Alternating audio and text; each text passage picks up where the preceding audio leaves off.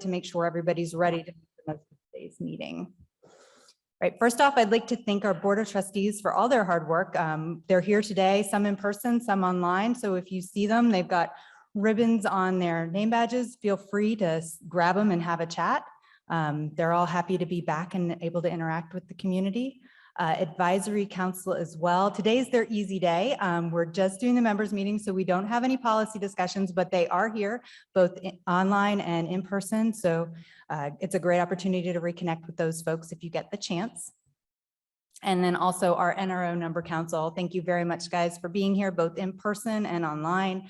We're really glad to have you, and thank you for all the work you do for the ARIN community. All right, so let's talk for a second. We're back in person, which kind of seems like, okay, we're getting back to, but this is different. This is the first time we've ever done a hybrid meeting. So I want to thank you for coming in or being online to be part of this grand experiment. I'm going to walk you through a couple steps because this is going to be a little bit different than how we've handled virtual meetings over the last 2 years. For our folks online, the options are a little bit different today. Obviously, we've got chat available to you, and we are hoping you'll use that. Your virtual host, Amanda Galden, will be with you there, helping you through the meeting today if you need anything, and that's great. So we want you guys chatting in that chat. But for any questions that you want posed to any of the speakers, you do need to put those in Q&A. Those will be moderated into the dialogue in the room. So if it lands in chat, we're not going to be able to grab it. And please make sure you put your name and affiliation when you put those comments or questions in for those opportunities. We will also be having a virtual help desk today for our folks online. If you go to the ARIN 48 homepage, you'll see, and it's circled right up there, there's a new little thing that's appeared in the menu, and that's virtual help desk. If you click on that link, it will pop open a Zoom meeting, and you will find some friendly ARIN faces there to help you if you're having a technical challenge or need to find some information. So they're there for you if you need them. Don't hesitate to stop in and say hello. They'd love to see you. In person, we're really glad to have you back. I'm asking if any of you are choosing to log in and be watching the stream or in the Zoom session, please make sure your devices are fully muted. Otherwise, it's going to get really weird in here really fast. And for safety's sake, because we want everybody to go home healthy, we have stationed Clorox wipes and a trash can by the microphone when we open the mics. If you could please wipe it down when you're done with your comment, just to keep all our cooties to ourselves. A few chat reminders. As always, we want to keep our conversations professional and on topic for the day, and always make sure we're adhering to the ARIN standards of behavior, which you all promised to do when you registered, so we're holding you to it. A few more reminders. The producer over on the Riser, Beverly Hicks, will be helping me out with hosting duties, and we're going to be moderating our virtual attendees and our in-person folks when we get to those discussion points. And we're asking that everyone please make sure that they are providing their name and affiliation when they come to the mic or pose a question in queue so that we can get that on the record. We want to make sure we capture everything properly for posterity. All right, and as always, we are live streaming. This session is being recorded and will be published later for our archival history. Slides are available on the meeting site, and live transcription is also available. All of that can be reached on the ARIN 48 meeting materials page. I do want to remind you once again, not to beat a dead horse, but this is the first time we've ever done this. So we're excited, but we're also a little bit nervous. Bringing presenters in virtually and having folks here live and doing all this is a far step past what we've done for remote participation in the past. And I've got a great team backing me up today. They've been working really hard, but we're really looking forward to your feedback at the end of the event to let us know how we can make this better going forward. I want to give special thanks again to Beverly Hicks on the Riser, who's going to be our moderator extraordinaire. If you've been in our virtual meetings, you know Beverly well. And then Melissa Goodwin for all of her on-site and hybrid meeting support. I'll be here on stage as your host. We have our virtual host, Amanda Galden, and chat with our virtual attendees. Ashley Perks and Carrie Carmichael will be on the virtual help desk, and Tommy will be wandering, getting pictures because we can finally get stuff that's not just screenshots. I'd like to also take a brief moment to thank our network sponsors, USI and Lumen, for making this meeting possible. And per policy or per regulation, I have to walk through evacuation procedures, which basically, it's a lot of words, boils down to if something really bad happens, there's going to be an announcement. Listen to the announcement, follow the directions. If you see somebody that needs help and you're in a position to give them a hand, try to do that because that's friendly. All right, on to the day. We're going to start this morning with a keynote address and then move into a panel on internet governance. And we'll follow that up with an ARIN operations report before we break for lunch. We will have boxed lunches available outside. We welcome you to bring them back in the room during the break or sit wherever you like. We will, whoops, getting ahead of myself. After lunch, we'll move into some updates. We've got a presentation on the progress on fee harmonization, membership changes, our advisory council report, then a financial report, Board of Trustees report, and then we'll be opening the microphone to hear from you guys. We're very anxious to get to interact with you again in person. And I think that's everything. I'd like to welcome John Curran to the stage to introduce our keynote.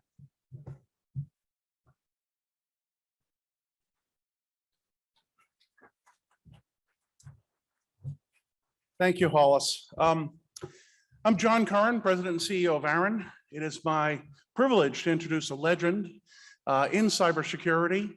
Chris Painter has been at the forefront of cybersecurity policy, leading US and international efforts in making the world and the internet a better place. He's had a very long and privileged career, starting out as a prosecutor on some of the highest profile cybersecurity cases there were. If folks remember Kevin Mitnick, for example, working in DOJ, the FBI, eventually the National Security Council, and then in the State Department. In the State Department, he became the nation's first cyber diplomat, our top cyber security diplomat with a portfolio set up for that, and went around the globe working to try to work on our international and diplomacy efforts to make a secure internet. Truly, he's been involved since the beginning. I've run into him on many a forum when I've had to go travel. He's currently the president of the Global Forum on Cyber Expertise Foundation.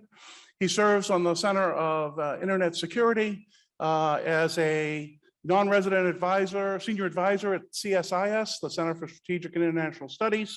He's a fellow at the Chatham House, and he's on the public sector board at Palo Alto Networks. He's also a co-chair of the recent Ransom Task Force, and he's been a commissioner on the Global Commission for the Stability of Cyberspace. Truly an in-depth person who has been involved in all of this. I'm honored to have him here this morning. I think you'll find him quite interesting. I'd like to now turn it over to him, and I'll come back afterwards to help moderate the questions. Thank you. Chris, take it away. It's great to be with all of you here today, although virtually, sadly, as most of us do these days. I am, as was said, a recovering lawyer.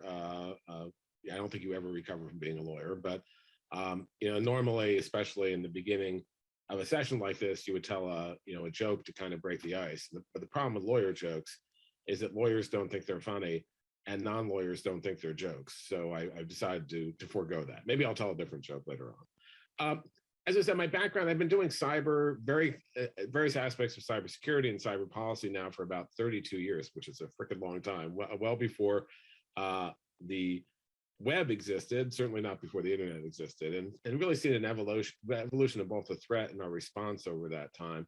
And I think just tying into the theme of this keynote and really the panel afterwards, which is interesting, the road less traveled. And in a sense, I think it may be the road that is not prioritized as much, because I do think we've traveled. I do think we've talked about cybersecurity, but there are things, there's certainly been challenges over the years. And even when I was in the State Department as the world's first dedicated cyber diplomat, I was not the coordinator for cybersecurity. I was a coordinator for cyber issues, which tried to tie together not just the security issues, but the human rights issues, the economic issues, the governance issues, because these are all interrelated and need to be, particularly in the times we face now. In terms of the threat, all of you know we've seen an evolution over even the last 10 years of significantly amped up technical threats and policy threats. And the technical threats are what you all see every day, what we talk about every day, the kind of large espionage type attacks, including supply chain attacks like SolarWinds, Microsoft Exchange server attack, criminal attacks that go after financial and personal information, theft of information by both state and non-state actors. You have state actors, you have non-state actors, you have transnational organized criminal groups, a real range of threat actors who are getting more sophisticated and more challenging over time as we become more dependent on these technologies. So, that has continued to grow over time. And I think our recognition of it as a threat has grown over time. I don't think we've taken it as seriously as we need to, but certainly we continue to see this evolution of attacks, and most recently capped off by ransomware, which I'll get to in a moment.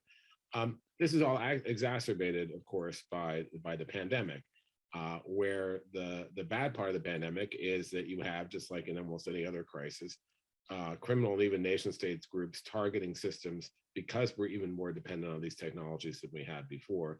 The silver lining is that I think a lot of folks who didn't realize that cybersecurity was important before are now realizing it, are now focusing on it, particularly in developing world countries where they're more focused on connectivity and internet policy, and haven't understood why cybersecurity really is the foundation to having both of those things. And then we see the policy threats. And the policy threats range from everything from more repressive governments who want to impose a different system of governance on the internet, who want it to be state controlled. These are not surprising actors, Russia, China, and others, who believe that speech itself or content itself can be a threat to their stability, and therefore like the idea of a state controlled system rather than the multi-stakeholder system we have now, including by folks like all of you who are involved. They'd rather have a state top-down controlled approach, and who have even gone so far, as I think many of you know, as to suggest in various standard setting bodies, the ITU and others, of coming up with an alternative system for connecting the internet as alternative to the DNS system that would allow them to exert more control, which is a real danger. It leads to greater splintering of the internet or balkanization of the internet. And that's a real policy challenge as well. So we have both the technical challenges, sometimes the same threat actors, sometimes nation states, sometimes others in the policy threats. And, I think we've been hampered in a couple of different ways. One is there is this gap I've seen over my time, I saw this in the White House too, between, different communities of interest. So there is the internet policy community, the economic community, the governance community, who talks about internet policy. There's the cybersecurity community who talks about cybersecurity. They have a different lexicon of talking about things. Once, when I was at the State Department and at the White House, one of the things I did was convene 16 different government agencies to talk about an international strategy for cyberspace, which we did put out in 2011. And at first it was creative cacophony. They were not even speaking the same language. So it's important that we understand that the security issue is not some boutique side issue, but part of the larger things we're trying to achieve in cyberspace, the economic growth and the social growth, and not see them as conflicting or as different groups. And that's been a very hard thing to bring those communities more together. The other issue, and I think you guys all know this as well, is that there is a gap between the technical community and the policy community. The policy community is often folks in governments and others who are negotiating at places like the UN, and there's not as much of a tie or understanding to the technical community, and vice versa. The technical community often doesn't understand why the policy community is important and doesn't have that tie as well. So strengthening both of those ties and really bridging those two gaps, I think, is critically important as we look at this. The other thing that I think has hampered us is for all of you, like I, who've been involved in these topics for years and have been sort of laboring in the fields and thinking about cybersecurity and why it's important and why we need to prioritize this. To be sure, we've gotten attention in the past. We've gotten attention in terms of greater attention when major incidents happen. Every time there's a major cyber incident, there's a lot of press attention, but unfortunately, it seems to go away very quickly. And yes, our governments have paid more attention, especially in the US, to this issue, starting with President Obama, really starting with President Bush, but amped up under President Obama because his campaign had been hacked into, and he did a lot to try to organize around this issue and make progress. Less under President Trump, where it wasn't really a priority for the administration, but still some progress was made. And then finally, now under President Biden, who came in with the promise that cybersecurity would be a priority at every level of his administration. Easier said than done. but I think they have been walking the walk recently in terms of executive orders, in terms of appointments of key people. So there's always been the sense that cybersecurity, though, has been this back burner issue, the second issue, whether it's fighting cybercrime or securing systems or going after state actors. And one of the things I hate the most in the press that covers this, or even some people who speak about this, is when they use terms like cyber 9/11 or cyber Pearl Harbor, which they've used frequently, to say we're worried about this incident. But what it ends up happening is we don't have a cyber Pearl Harbor, we don't have a cyber 9/11, we don't have the event we've all been worried about, which is a massive takedown of our infrastructure, our electrical power infrastructure, water, financial, et cetera. And therefore, it somewhat has become the boy who cries wolf, or Chicken Little, where people keep hearing this and it desensitizes them. They don't understand why security is important because these massive events haven't happened. Where in fact, the events we see have been incredibly serious and affect us in lots of different ways. Espionage events on one side, theft of personal information, disruptive attacks, ransomware attacks, botnet attacks, all of these things, and even attacks against the domain system have all, I think, posed serious issues, but it hasn't really risen to the level until recently of a real national security priority. It's been thought of too often by both in government, among ministers and other systems, among cabinet secretaries and ours and other senior government officials, and in the private sector among CEOs and others. It's been seen as a boutique technical issue. I mean, I remember, at one point, with some exceptions, I remember Janet Reno was really into cybercrime and understood it, very early adopter on that. But most of the time you'd go in and you try to talk about these issues. And if you're talking to, a high level official, their eyes would roll back in the back of their heads and they want to get away from it. They'd say, well, that's a technical issue or it's a law enforcement issue. You guys go deal with this. When it's not, when it really is much more important, given our dependence on these systems, it really is a core issue of national security. It's a core issue of economic policy. It's a core issue of human rights. And it's ultimately a core issue of our diplomacy, of our foreign relations as well.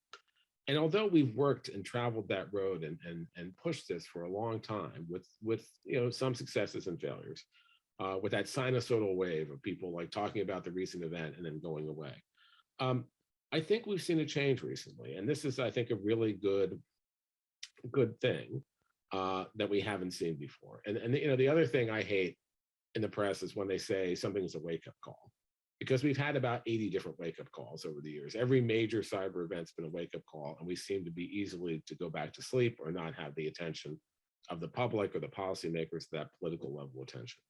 And I think what's changed that, interestingly, and it was a surprise to me, was ransomware and some of the recent ransomware attacks. As was mentioned, I was part of the ransomware task force report that was put out by about 60 different folks who, former government people, present government people, law enforcement people, cyber insurers, cybersecurity companies, really a great group. And I was one of the co-chairs of this group that put together a report, including over 40 recommendations, that was issued just before the Colonial Pipelines attack. And of course, we had nothing to do with Colonial Pipelines, but that attack raised, I think, the attention on this issue in a way that I've never seen before, and in a good way. I think once people understood that a cyber attack could actually affect their everyday lives, when they had to line up for gas, when their hamburgers were in jeopardy because of the meatpacking plant cyber attack, when healthcare was in jeopardy because of what happened in the Irish healthcare system, it's been replicated in other hospitals. So that brought it home to the average person in a way that we hadn't seen before. And that also translated, I think, to a higher political level. And that promise we saw from the Biden administration that would be a priority at every level was translated into action in a major way. A lot of attention. I think it went from being the ransomware part of this, went from being a back burner issue to one that you have the president himself talking about often, to a series of meetings. First at the G7, where you already had a crowd agenda that included climate change and financial regulation and the pandemic.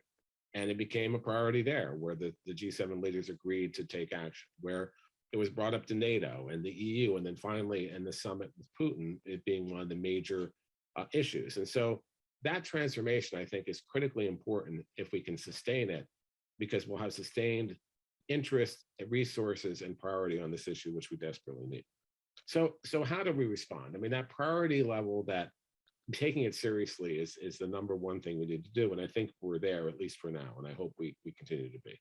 Well, one clear thing that we need is, these are as you guys know, these are always international issues. These are, even if you have a hacker in one apartment attacking someone in the apartment next door, they're likely to route their attacks through other countries to make sure it's harder to find them, to make sure it's harder to have accountability.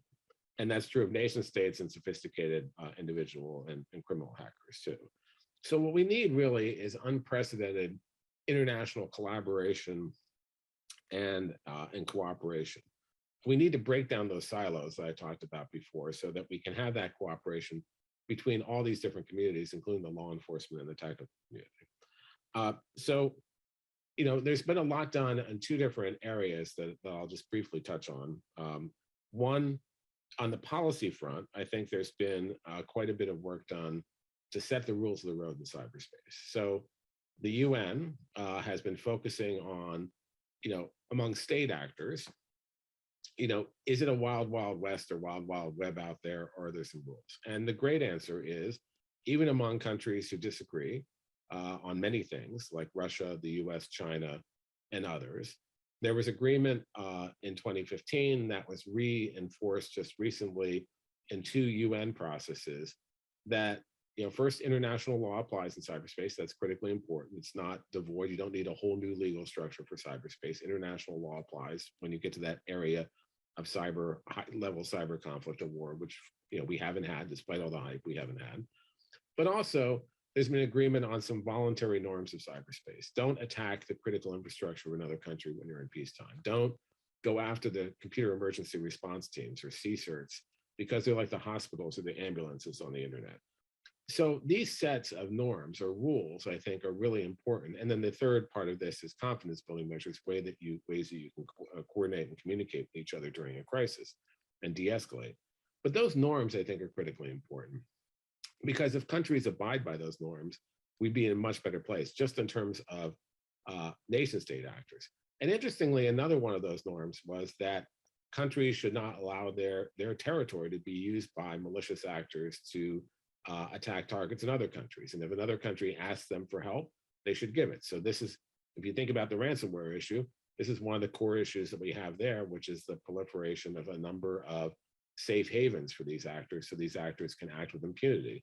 And despite all the things you can do to cooperate among law enforcement and others, if you can't reach those actors and they can do whatever they want, that's not sustainable. And we have to figure out how to persuade countries like Russia to change their calculus. And so that means, telling them they already agreed to this and holding that to that accountability. It means putting pressure on them. It means figuring out how you have to go out to these groups, even if you don't get that cooperation. So that level of UN activity has been very helpful in terms of setting what the rules of the road are. Now, there are some deficiencies in it too. I talked about bringing the two communities together. It's hard in the UN because it's a system built for states, by states, but there's been some efforts to bring in other stakeholders, including the technical community, to their deliberations to help them evolve these thinkings. That has to increase significantly. It's still relatively in its infancy. So I talked about the UN, but there's also lots of other activities. There's regional organizations in this region. The Organization for American States has been active in this. I was on something called the Global Commission for the Stability of Cyberspace with a number of folks, Surf and others. And we came up with some suggested norms ourselves, including one that I think is really relevant to this community, which is that, I talked about these other norms of restraint, don't go after critical infrastructure. We also said, countries should not go after the backbone, the public core of the internet, the thing that makes the internet work, the addressing and naming system, the routing system, that it serves a greater interest, and no countries should go after that. Now, what the UN did is they said, we're not going to, we're not going to adopt that because we don't want new norms. So we're going to say that is an example of that critical infrastructure norm, because the internet, although it's cross-national, is a critical infrastructure. So I think that was a big issue. And as I said, there's been lots of work in G7 and even the G20 and others. Now, operationally, obviously the policy is important, but if you don't have operational cooperation, you're lost. And so there's been a lot of stepped up international cooperation among law enforcement authorities, among CERTs and CSERTs. There's something called the Budapest Convention, so countries have better cybercrime laws and have them all around the world. There's still some countries that don't. The first group, the Forum of Incident Response and Security Teams, brings a lot of the CERTs together. We just need much more cooperation among those. The Ransomware Task Force report, now the US has launched various task forces to deal with that issue internally, but also with foreign partners. And so that collaboration is important. And then part of all of this is capacity building. So I'm president of the Global Forum on Cyber Expertise, which is a worldwide capacity building foundation that now has 145 members, private sector members, civil society members, academic members in over 60 countries to promote cybersecurity capacity building around the world. I recommend you look at our website, www.thegfc.org, for more information, but that's critical to making sure that we don't have the weakest link problem. We're dealing with countries around the world to do this. So that's important, but another part is, as I said, breaking down the silos, including using the term, which is often an overused term, of public-private partnership. Public-private partnership is a great term, but it's often used as a talisman without content. But we really do need it in this space, and that term means information sharing with others. It means collaboration between industry and government.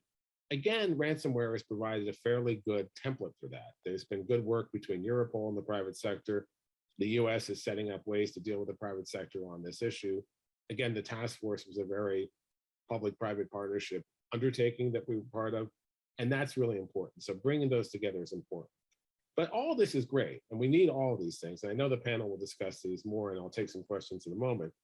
But we also need accountability in cyberspace. So I talked about rules of the road. I talked about the bad actors that are out there. If there's no accountability for bad actors, if there's no, if they're criminals, if we don't actually disrupt their operations and arrest them, if they're nation states, if we don't take actions to make sure there are consequences for their actions, all the rules in the road, everything we write down are just words on paper. They will violate them. They will say there's no reason not to because they feel it's in their interest and there's no consequences. Other countries on the fence will say, well, why shouldn't I do that too? And we're ending up with a much less stable cyberspace than we all want. So making sure there are consequences, that we act not just unilaterally, but together as countries and other stakeholders to impose those consequences, and that accountability is really important. So with that, I'll stop as my time is up. I will say after the questions and answers, I will tell you what my background is, unless you guys can guess and why it's important. But I'm actually not sitting in a room with a giant computer behind me, by the way, but it is a significant computer, which we'll talk about in a moment. So let me now open it up to questions from the audience. I think we have like 10 minutes for that. So. Okay. Thank you, Chris, for that great presentation. Round of applause for Chris first. We'll now open it up for questions.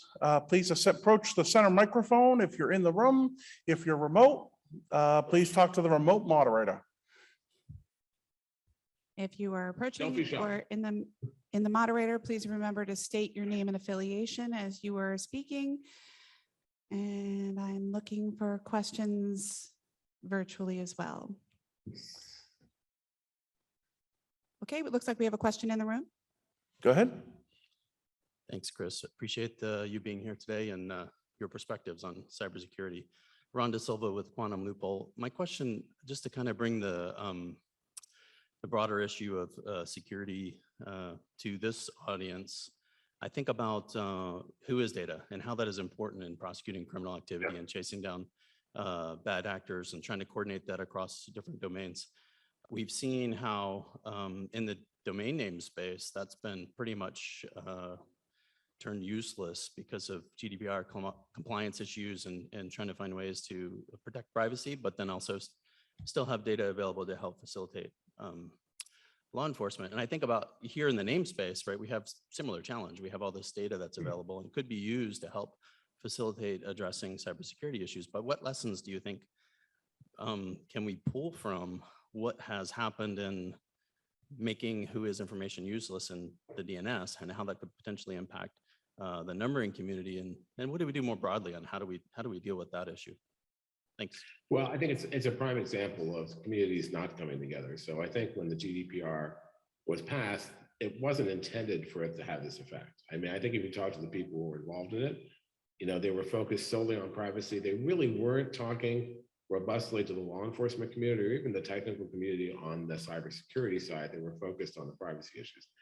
And like any other policy, you know, you're better informed if you talk to those communities, you understand what the second and third order effects are.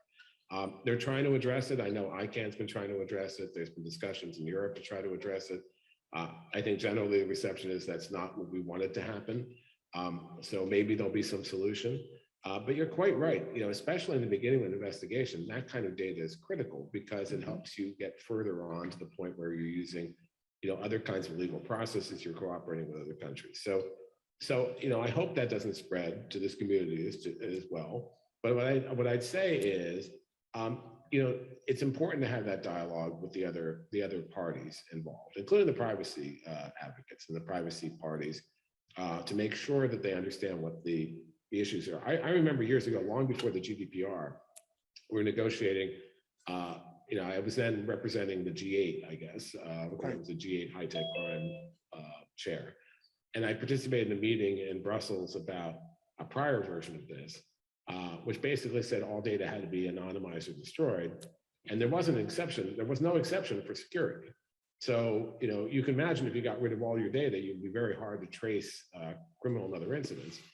And there was very small participation by the law enforcement community or understanding between those communities. So I think we need to build that bridge, and I would urge you to do that. And I don't think it's all lost on who it is. I think there's still efforts, and I hope those efforts succeed to make that a usable and available database for law enforcement, safeguarding as we need to the privacy issues as well. Excellent. Thank you, Chris. Anything? Senator Mike, go ahead. Hello, my name is Allison Wood. I am a network architect for the state of Oregon, and I'm on the ARIN Advisory Council. I've spent a lot of time working with local law enforcement in the state of Oregon. They very rarely investigate cybercrime and even less rarely prosecute cybercrime. So what can we do at the state level and working with other states to improve that? Yeah, I mean, that's a good question. I mean, first, there are a number of task forces that are out there that are federal state task forces.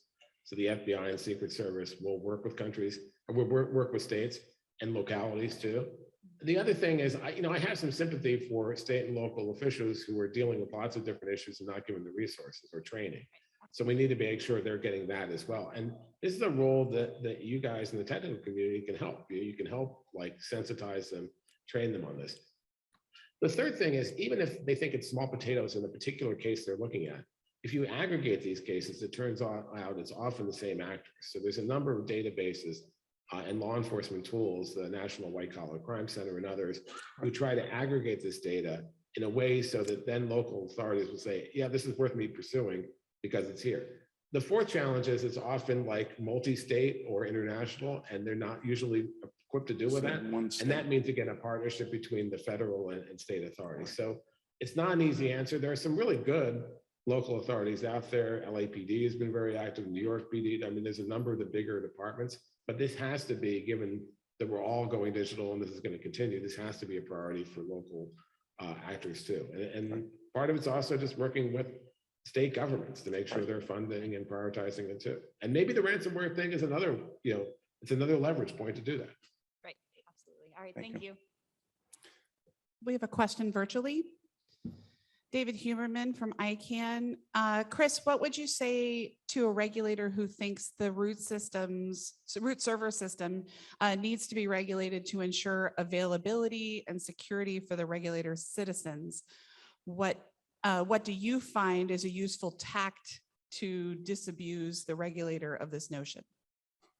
Well, first, I would drill down on what the hell they mean by that. What do they mean by regulate? What do they mean by how does that actually provide that protection they talk about?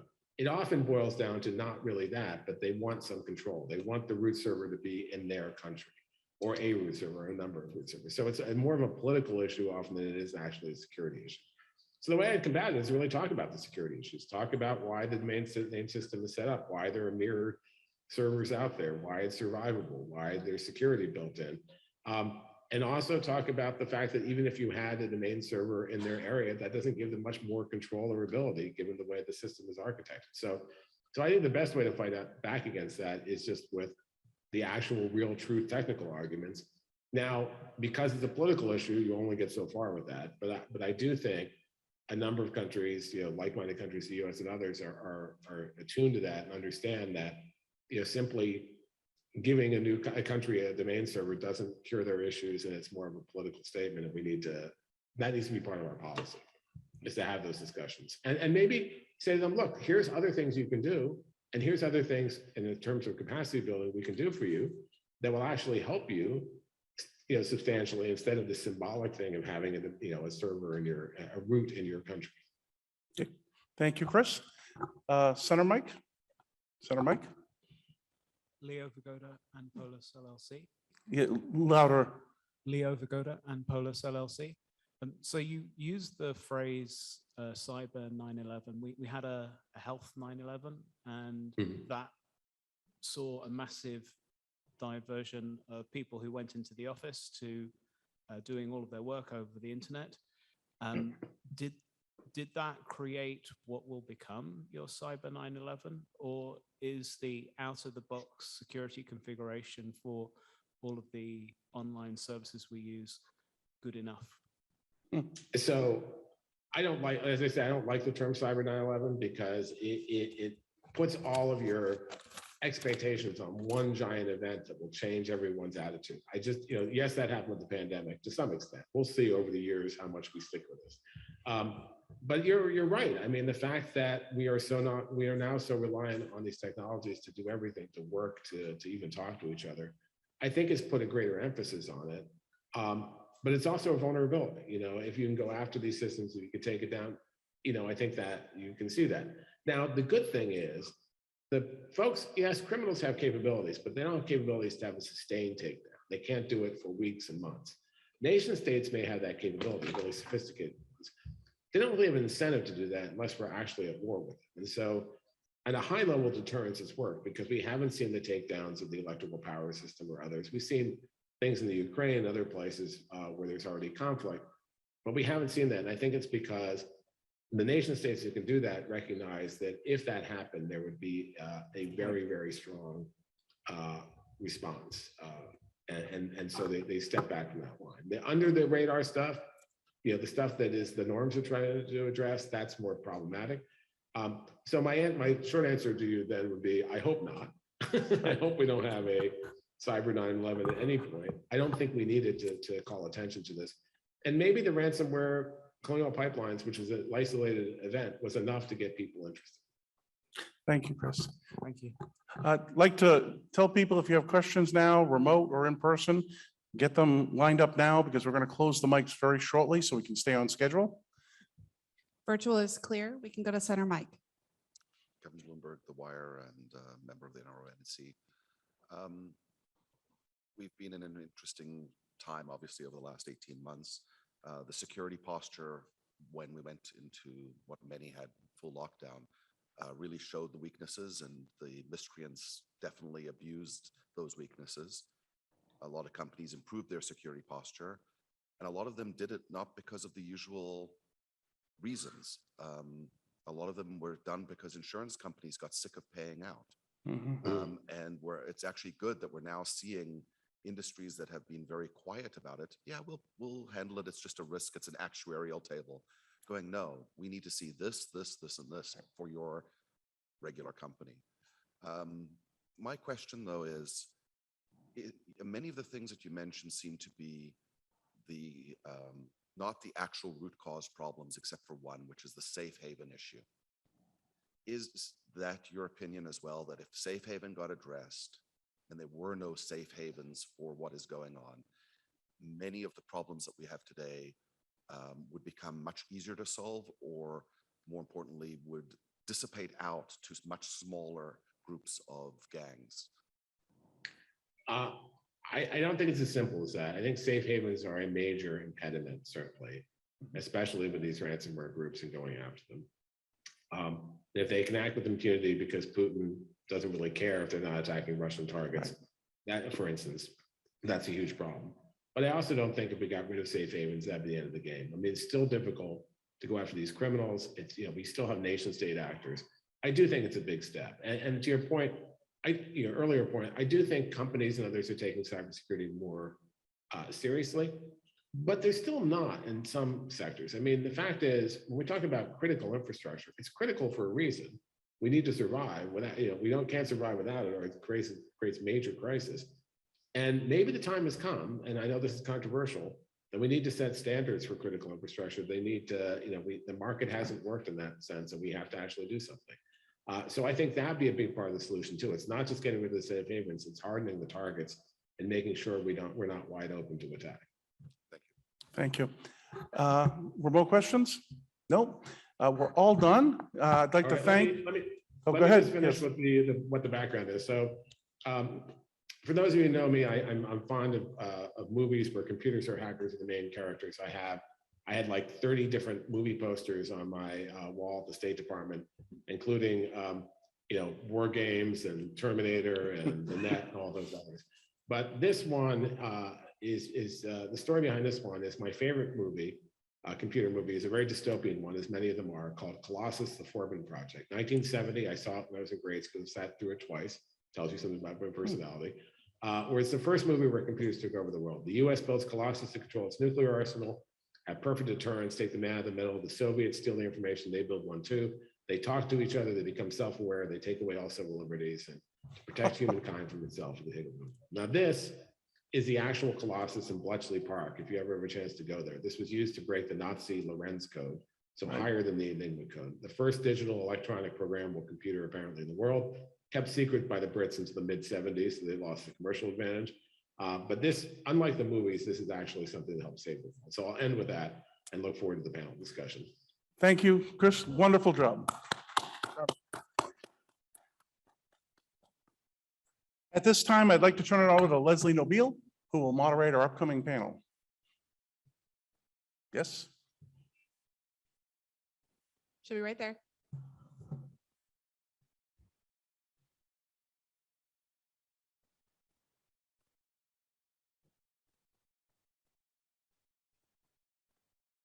Oh, okay. Internationally by all actors to work and cooperate in this sector. It was an awesome talk. Thanks so much. And this actually sets the stage for our next session, which is entitled Evolving Cybersecurity Strategies for the New Normal. During this session, we have a panel of experts, and they represent both private and public sector perspectives, and they'll be discussing some of the ways their organizations are devising and implementing strategies to deal with these ever evolving issues surrounding cybersecurity. The way we're going to run it is that each panelist will have 10 to 12 minutes to present their views. And once they're all done, we'll move into our Q&A session. Before we begin the panel, I'd really like to ask all of you, invite you to review our panelists' bios on the ARIN 48 webpage. It really gives a good sense of their background and the wealth of knowledge and experience our panelists bring today in areas such as internet technology, infrastructure and governance, information security, law enforcement, cybercrime, and public policy, to just name a few. So with that, I would like to now introduce our first panelist, Chris Elverson. Chris is a supervisory special agent with the Federal Bureau of Investigation's Cyber Division. I'm now going to hand the floor over to you, Chris.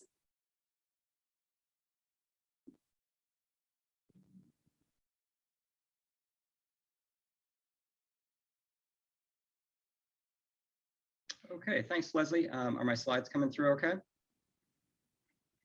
Yes, perfect. Okay, great. Yes, as Leslie said, I'm Chris Elverson. I'm a supervisory special agent with the FBI's Cyber Division. I've been with the FBI for 11 years and with Cyber Division for 5 of those, focusing mainly on cyber criminal threats.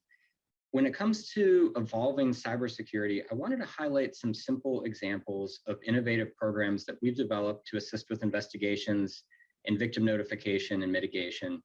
But the common thread through all of these initiatives is partnerships. All of the most successful cases and operations that I've seen in cyber have involved strong partnerships, whether between multiple government agencies, nationally, internationally, or government and private sector. The reason for this is that no single entity has the entire visibility necessary to tackle the cyber threats that everyone is dealing with. Private sector partnerships are the main focus of my unit, so much so that I actually sit at the National Cyber Forensics and Training Alliance, or NCFTA, instead of FBI headquarters. The NCFTA is a 501c3 nonprofit and was formalized in 2002.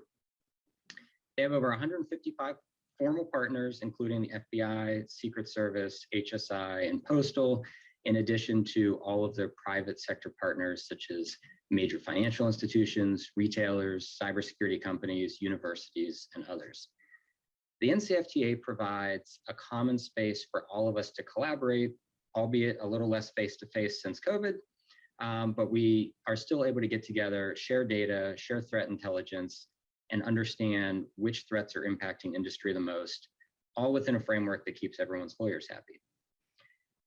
And in fact, this integrated in-person collaboration has been so successful over the years that we've created another hub recently to work with the defense industry called the National Defense Cyber Alliance, or NDCA, where another FBI unit and cleared defense contractors sit together and share intelligence in real time.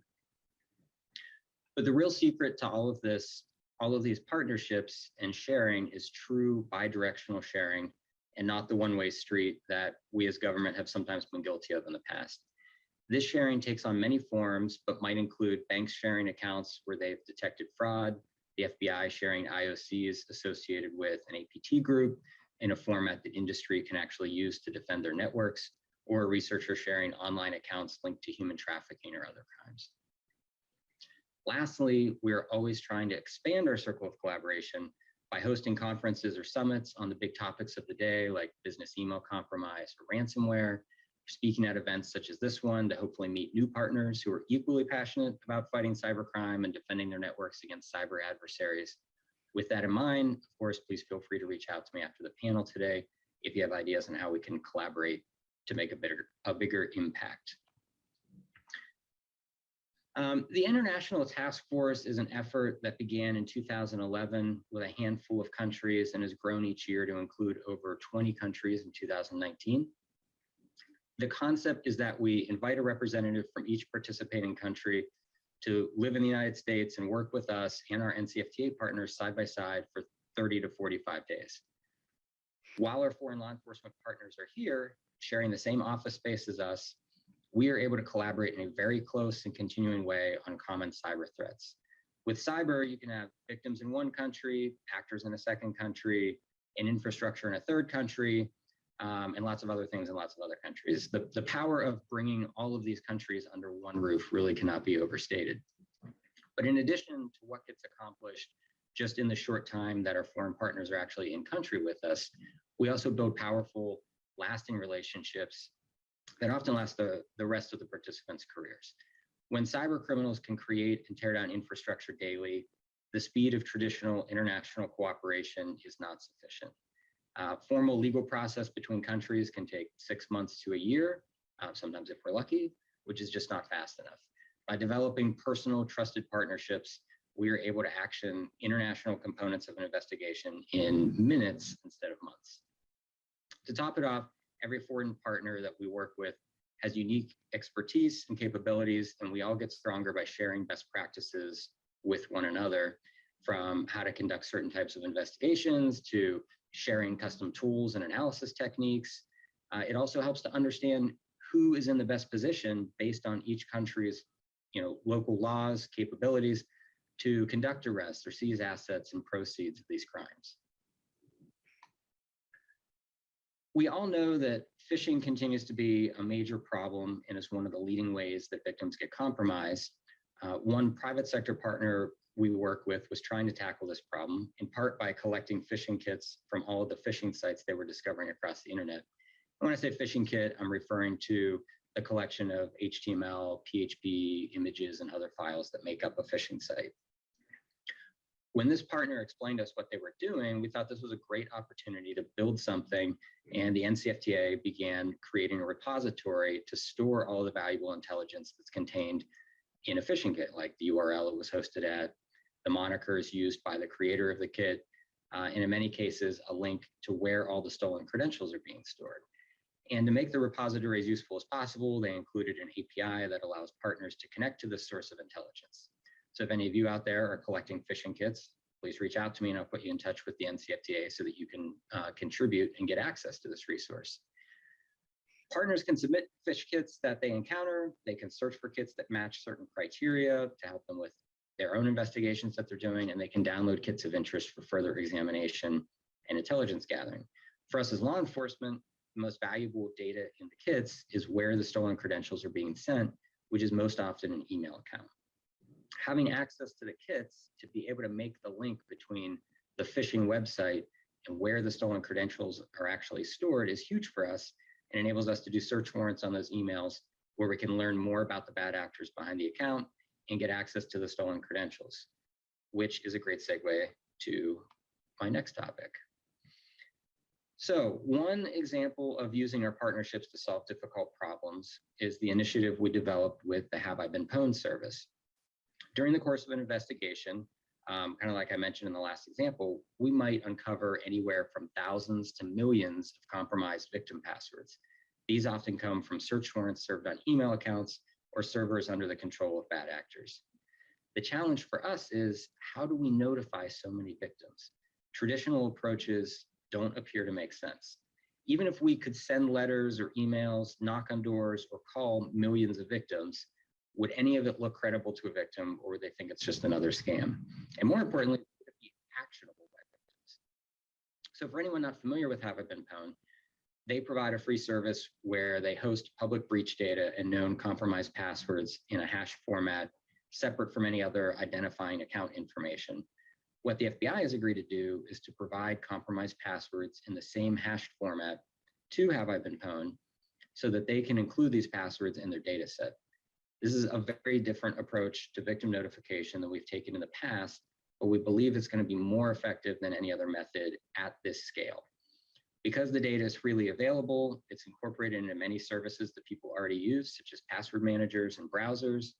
If a victim whose password has been stolen attempts to log into a site using that stolen password, and we've previously provided a hashed version of the password to Have I Been Pwned, that victim will get a prompt in their browser or password manager to change their password because it's been seen previously in a data breach.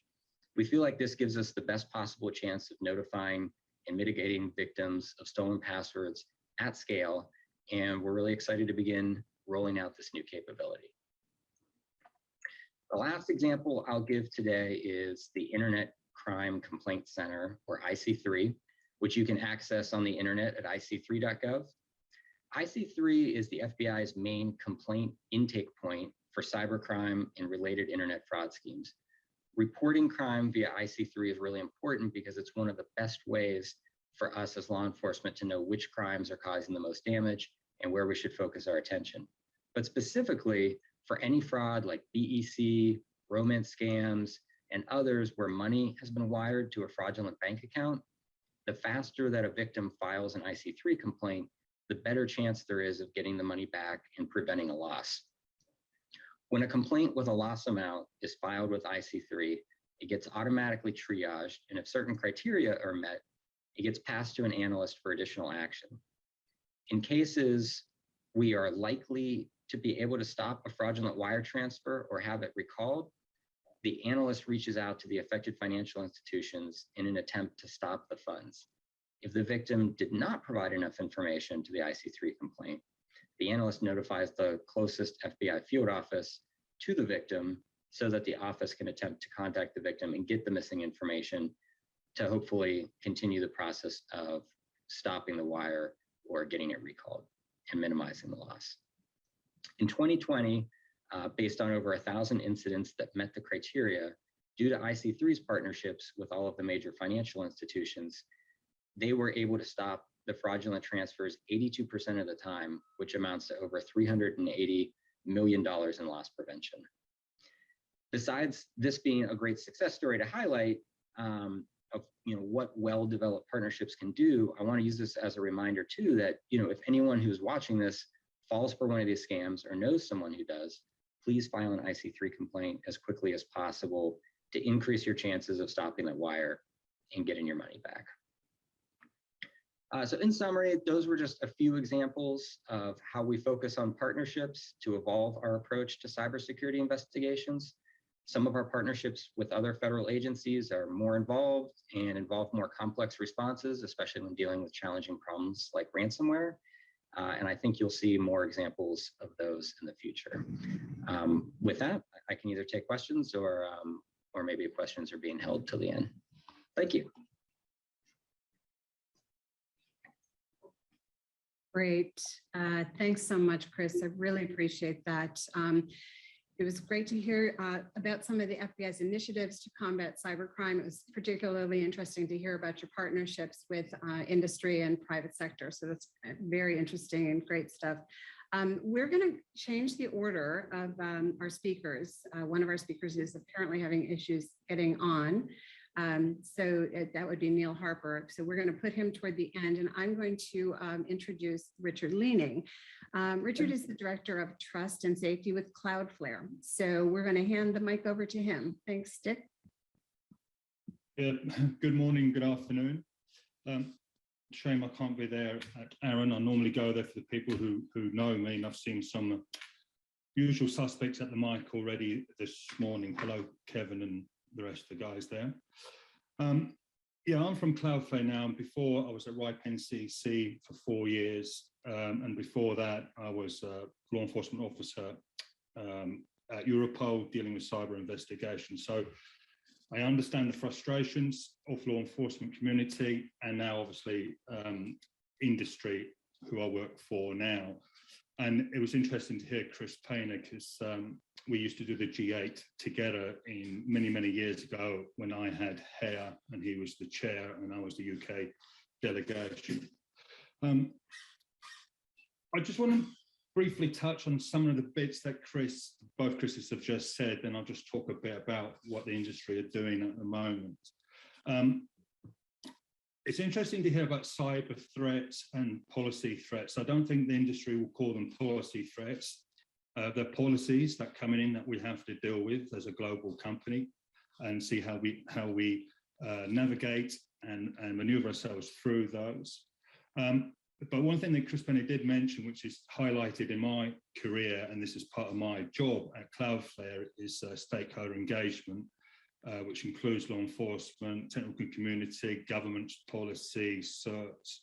Is there still a gap between the technical community and the government community when it comes to the internet? And I still find that amazing in this day and age, even though so much effort has been put into that, there's still that gap.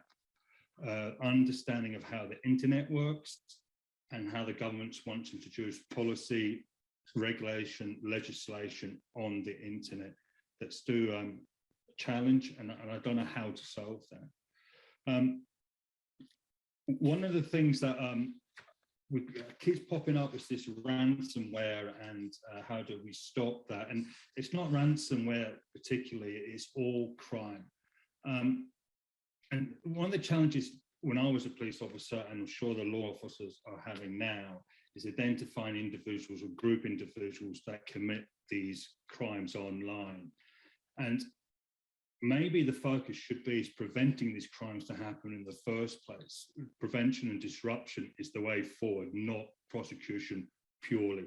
Obviously, prosecution is important, but let's try to stop it happening in the first place rather than focusing on catching the people after it's done.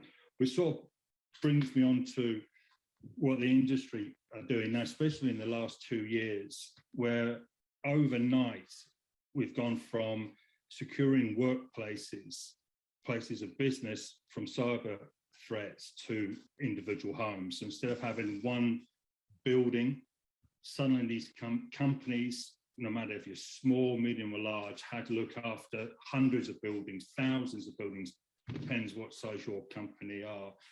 And that was a huge challenge for the internet industry because companies like Cloudflare and others, overnight, we had to try and work out how do we protect our customers who normally were in one place, now in hundreds, thousands of places all over the world, basically, you know, or different places.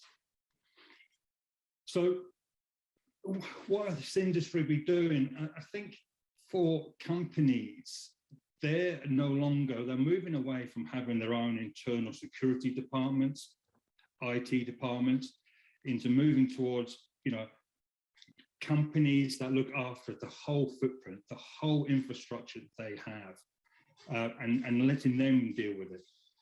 Letting them deal with the attacks, the DDoS attacks, the malware, the ability securely for an individual in one location, maybe in a different jurisdiction from the headquarters, to access the databases, to do their work securely and efficiently and speedily.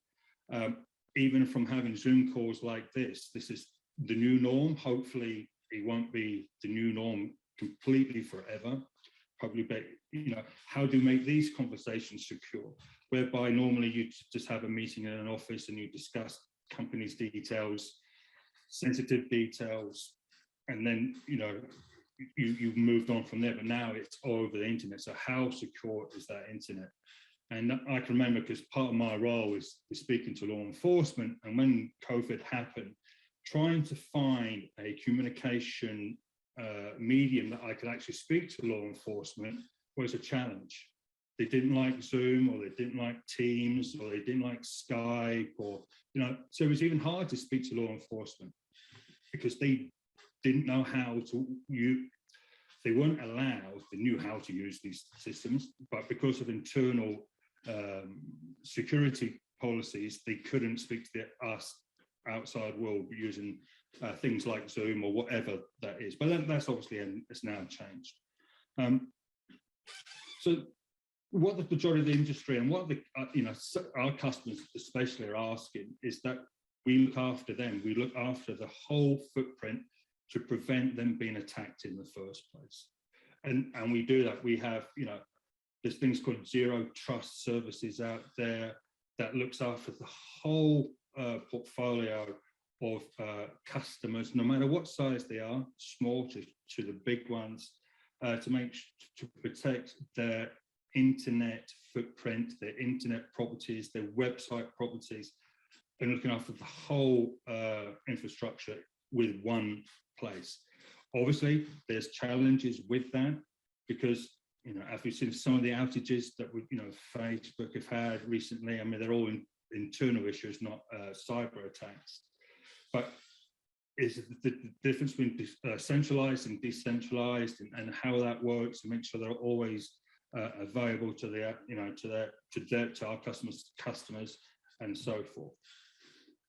So that's where sort of the industry going, and I'd just like to finish up on this collaboration that Chris Elverson was talking about. And we do at Cloudflare, and many others companies also do this, is we do collaborate, but not in the way that you probably think.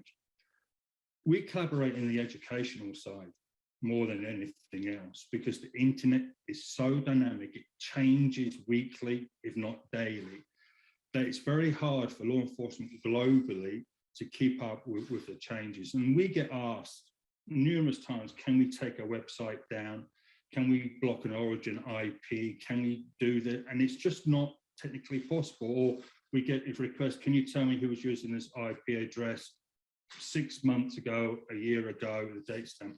Well, yeah, that could be 1,000 people, depending, is it a dynamic IP address or not? And it's, so we spend an awful lot of time collaborating with law enforcement, but educating law enforcement and how the internet is moving, where it works, and how they, you know, to stop them wasting time down investigation avenues that isn't going to take them to where they want to go. So that's part of the collaboration that we do. So I'll stop there because we'll take questions at the time, but if there's any questions now or any comments, then please ask. Okay, great. Thank you so much for your presentation, Dick. and for sharing with us how Cloudflare and others in the industry are devising new strategies around cybersecurity. It's it's just a hot topic and obviously needs to happen. We are going to now go back to Neil Harper as our next speaker. Neil acts as an advisor to the United Nations Office for Project Services, or UNOPS. So I'm now going to hand the floor over to you, Neil. Thank you very much. I'm going to share my screen just briefly.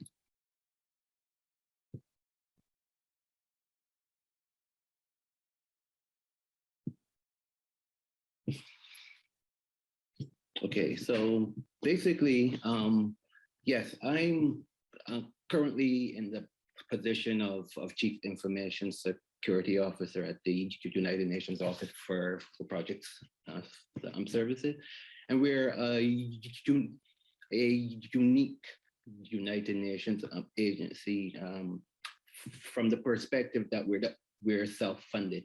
We are paid by other United Nations agencies, by governments, international funding organizations like World Bank, International Monetary Fund, and other private partners to implement peace and security projects. So we're currently implementing around 1,500 projects in 120 countries. And that's in addition to our staff, which is approximately 10,000 staff. So as you would well understand, it's a very complex environment to secure. I want to touch on just some key themes in terms of what we've been doing around security.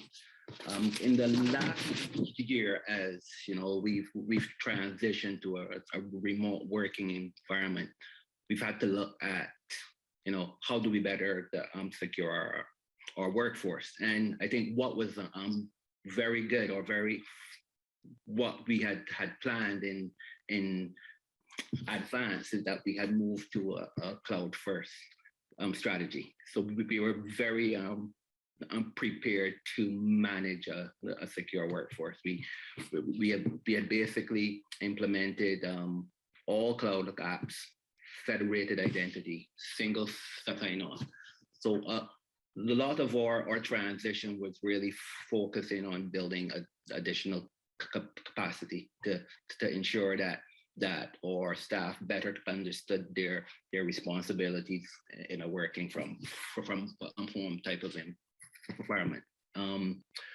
And we would have conducted a traditional mix of information security awareness training, but also buttressing that with privacy and data protection training, because part of our concern was around how sensitive data moves both inside and outside of our organization, especially in a work from home environment. And we shifted to a number of different type of intervention. We had traditional awareness training with phishing attacks, newsletters, different types of interventions. And then we also started to look at focus groups, focus groups, looking at higher risk functions like our technology functions who had different training needs. So we had a tiered training for them. We also train our recipients as well, because we do a number of projects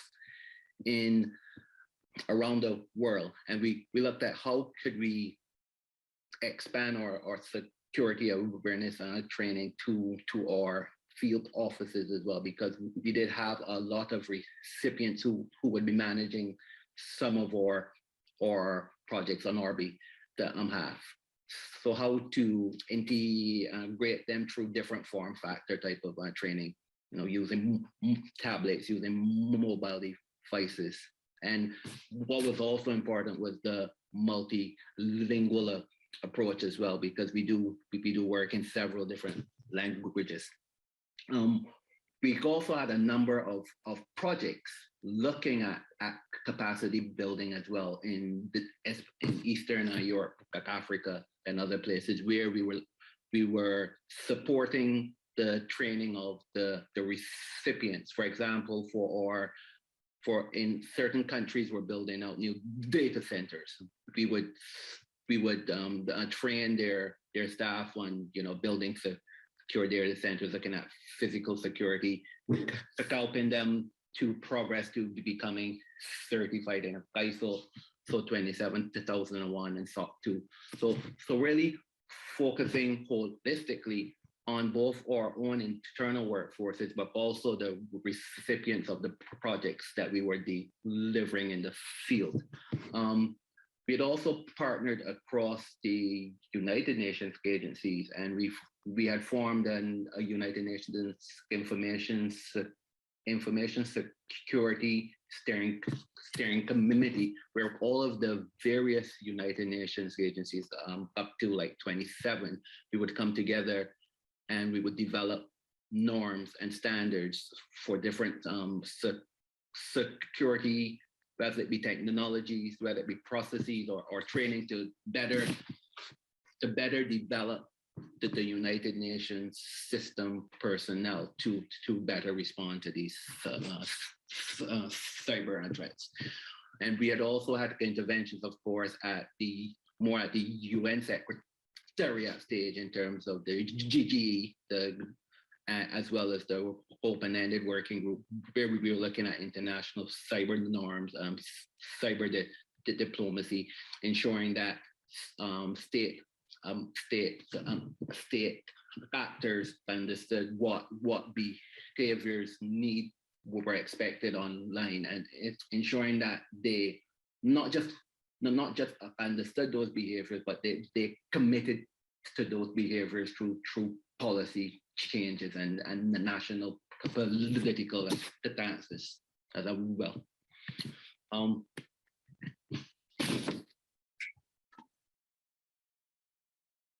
Interesting.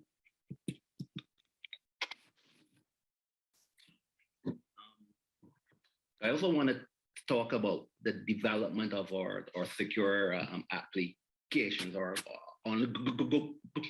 ongoing development as well. We had focused a lot on, as I spoke to before, on our cloud first approach, and we looked at how we would refactor our on-premise systems to be cloud native. Then we were looking at how we apply benchmarks or hardening standards to different environments, whether it be AWS, Google Cloud platform, in our multi-cloud environments. We also develop a really robust end-to-end process for embedding privacy by design and security by design into our system development lifecycle, ensuring that we were developing systems secure, first, and that we didn't have to go back and secure systems afterwards. So, looking at static and dynamic code analysis tools, looking at peer reviews, building a more robust environment in terms of how we use our development environment. We would also conduct penetration testing before we moved our systems into production. So really focusing on, when we're delivering customer-oriented services, whether this be to internal or external customers, we were always looking at security by design. We have a very robust technical architecture triage process, and this is both for UN specific systems, but as well as for the systems that we're developing for our end recipients. Because out of those 1,500 projects, many of them include the delivery of IT solution. So we wanted to make sure that we weren't leaving our customers, especially inexperienced recipients in developing nations. We weren't leaving them to their own devices. We were providing our in-house expertise to support the robustness and resilience of their solutions. I want to talk about sustained sector collaboration. For some reason, yeah, sorry. Our supply chain. At the United Nations Office for Project Services, we have tens of thousands of suppliers because we're working in 120 countries, and because of our project and density, we have a number of contractors and subcontractors, and they do expose us to a lot of risk. So we really had to rethink our supply chain and third party risks. So we would have looked at how we refreshed our procurement procedures, as well as introducing a security and privacy in supply chain process, where we would take a lot of our contractors that were focused on delivering either information systems or data-centric solutions, and taking them through this process to assess them for compliance with international standards like ISO 27001, SOC 2, ensuring that we had data protection agreements in place to ensure that we could respond to any regulatory requirements like GDPR or other GDPR type regulations across the different international footprints where we worked. We also spent a lot of time working with developing countries, helping them as well to understand the supply chain risks affecting their governments as well, especially when they would be developing national solutions such as digital ID platforms. And I just want to touch quickly on our sustained sector collaboration as well. This is something that is very important for us at the United Nations, is really working with public and private sector actors to share threat intel, to share information, working with law enforcement to look at multilateral type of exchange and of information to support crime fighting. We've done a lot of that, especially in jurisdictions where we were helping with judicial reform or helping with law to employ and train law enforcement. We participated with it in NISA in terms of looking at public-private partnerships. We've also worked with FIRST around supporting the work with computer security incident response team. And we've also engaged in a lot of national, regional, and global discussions around how to build capacity to respond to cyber threats. And these are just some of the things we've been doing at the United Nations to really support building resilient and robust online systems. Great. Thank you so much, Neil. That was very informative. Really interesting to hear about some of the ongoing work and projects at the UN Ops and at the UN in the area of cybersecurity. Our last speaker on this panel will be Doug Montgomery. Doug is the manager of Internet Technology Research for the U.S. National Institute of Standards and Technology, or NIST. I'm going to now hand the floor over to you, Doug. Thanks, Leslie. Tell me if my slides are up. Yep, we see them. Good. So I was going to take a few moments this morning to talk about one example, one instance of government response to sort of the evolving new normal and cybersecurity policies to address sort of the changing landscape. So one of the things I wanted to point out is, we talked a lot about evolving use cases, cloud first, remote work. Certainly that is, something that's part of our landscape nowadays. Something we haven't talked much about this morning is evolving technology, where when you look at today, what's going on with software defined and programmable networks, networking as a service, new management and control paradigms, many things that used to be a single device of playing some role in network critical infrastructure, today is a disaggregated software implementation, some of which is, running in public cloud.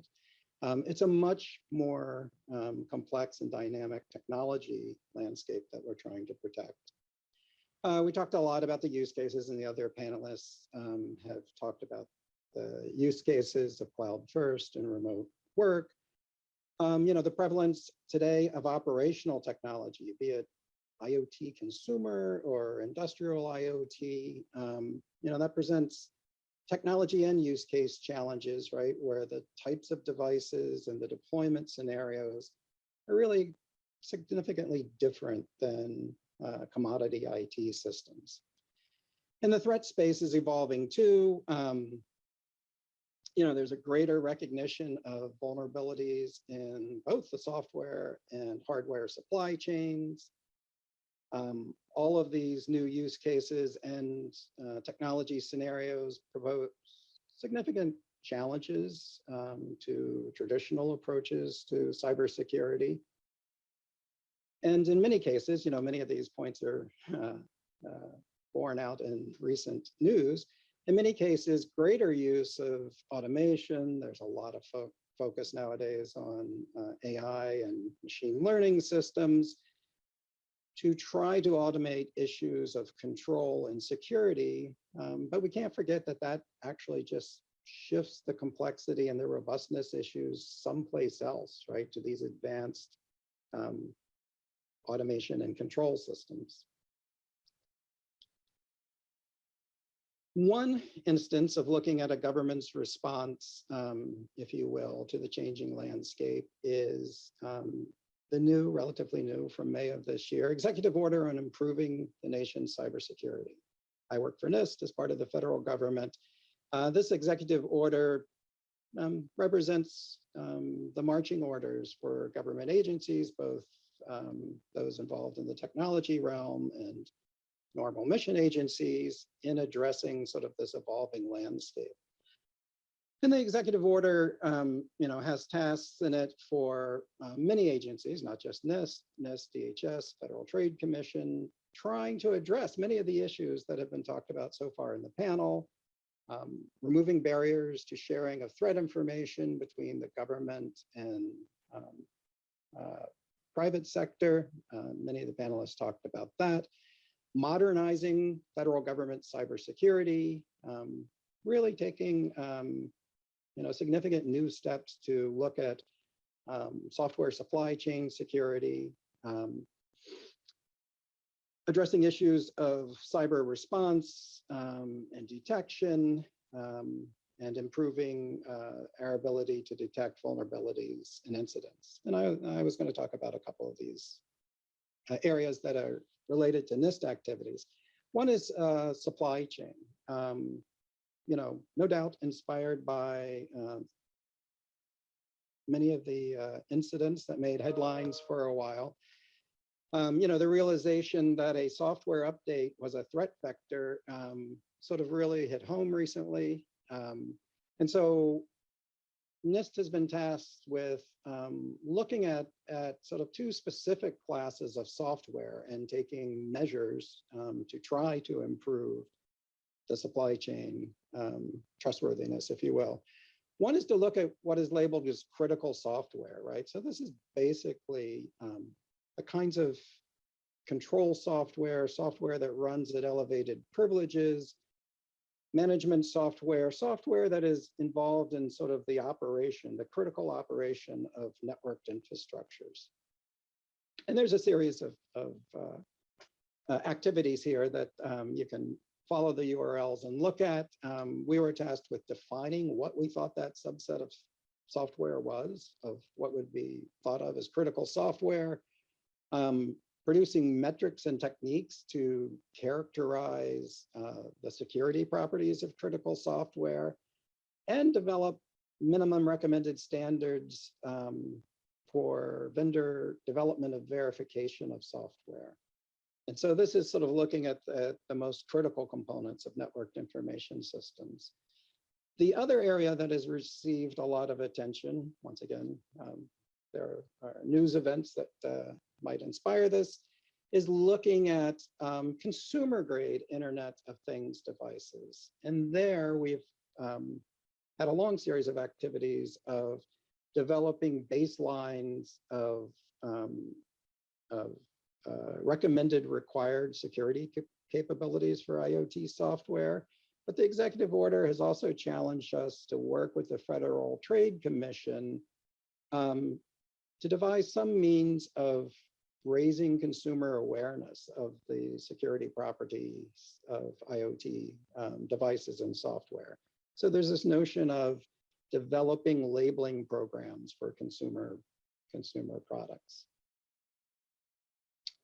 The second area that we're active in is this area of zero trust. I think Richard mentioned, the move to zero trust architectures.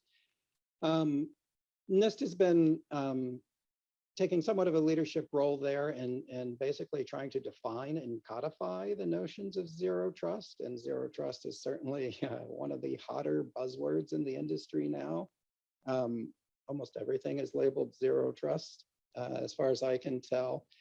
But getting to a position where the real basic tenets of a zero trust architecture can be realized, which is, migrating to software-defined perimeters in which both policies and the integration of all sorts of information sources from outside sort of the traditional network operations realm of threat intelligence, behavioral analytics, cyber hygiene data, to both affect very fine-grained policies on every instance of communication.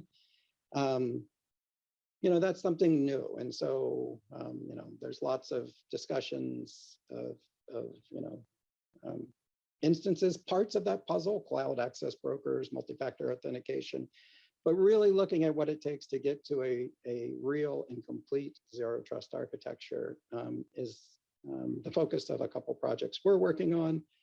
Our National Cybersecurity Center of Excellence is conducting zero trust pilot projects and developing guidance in this space. This is a public-private partnership project with lots of players where we're really decomposing at a much finer level of detail what the fundamental aspects of these zero trust principles are for individual use cases, like enhanced identity governance and microsegmentation. And so these projects are meant to demonstrate to our stakeholder base, what the full realization of zero trust architectures could and should be like, and the fact that you can achieve those kind of architectures with commercial products. The other thing I'd like to talk about, which may not be thought to be specifically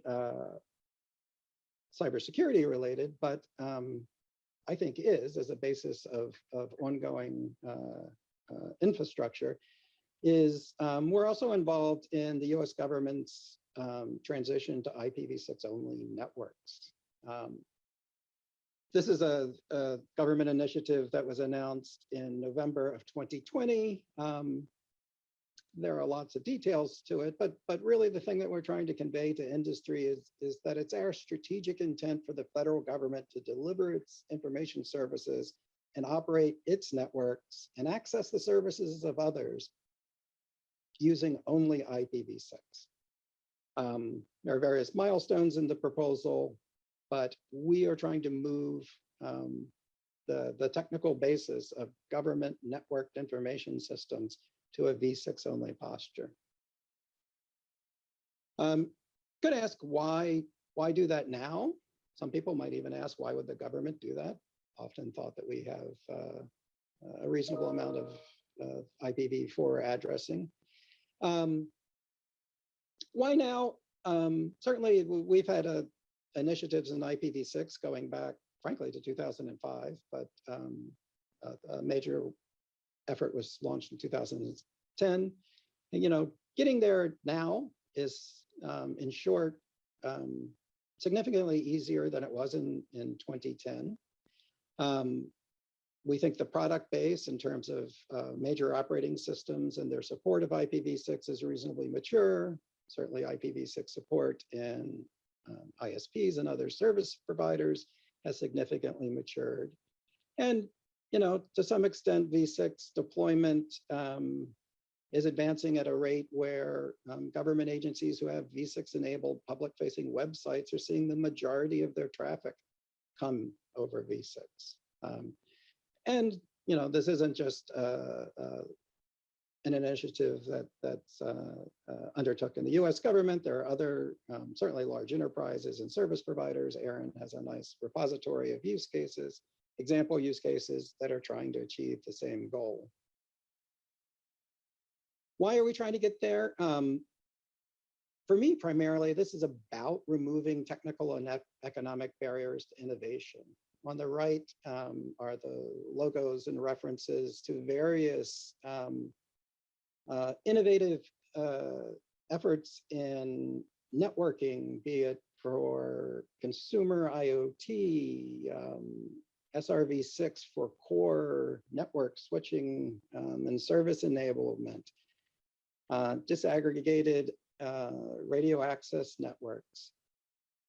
There are all of these areas in which the innovation in network technologies is occurring in v6 and not so much in v4, right? And so our goal here is to provide a modern network protocol as the global bearer service for interoperability. There was a previous panelist that talked about, the issues of identifying who's using addresses and whatnot. And we see globally unique network addresses as a significant requirement for new security architectures, right? Is things like doing zero trust will rely on the ability to identify in our current disaggregated world where half of our users are at home, they're accessing services in the cloud, they're accessing services within the enterprise. In all of those environments, we need to be able to express policy and look at behavioral analytics that transcend all of those spaces. So we're hoping that we see globally unique addresses as a key enabler of that. And we think it's also an enabler for innovation in network security technologies. And finally, the goal here is to reduce costs and complexity in networks. You could ask why go to IPv6 only. Clearly we'll have to migrate through ubiquitous dual stack. But we think that is also possible nowadays, right? The goal is to get to the strategic goal of operating one network stack. We think that there are enough pieces in place to get there or on the horizon. We know that getting to v6 only will require work in some areas, primarily in what I will call adjunct functions of software installation, maintenance, management, monitoring. But our intent here is to send a message to vendors that we want to get there. We want to buy products that operate on v6 only networks. And with that, I'll conclude. Great, I will take it from there. Thank you so much, Doug, for your presentation. was really interesting to hear more about the technical aspects of securing our networks and about the US government's initiatives towards improving the nation's cybersecurity. Really good stuff. Before we move into our Q&A, I would like to extend a sincere thank you to all of our panelists for sharing with us how their organizations are working to identify and defend against the ever-changing nature of cybersecurity threats. Unfortunately, it's very evident that cyber threats and cyber attacks are becoming increasingly sophisticated, malicious, and disruptive, and that they will continue to present challenges to the global community for the foreseeable future. So this is where we're at today. With that, I think we're gonna move into our Q&A session, and I'm gonna turn it over to Beth for help with our audience questions. Sure. Thank you so much.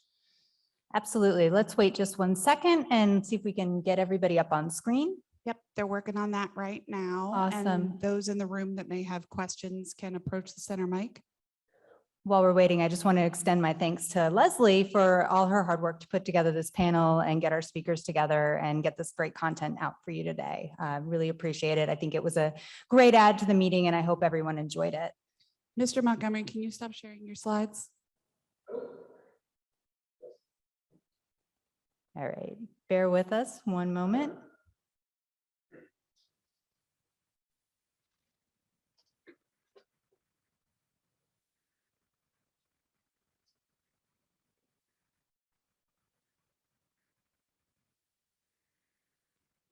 All right, so we've lost Mr. Harper. That's all right. Nope, he's back. There he is. Yay.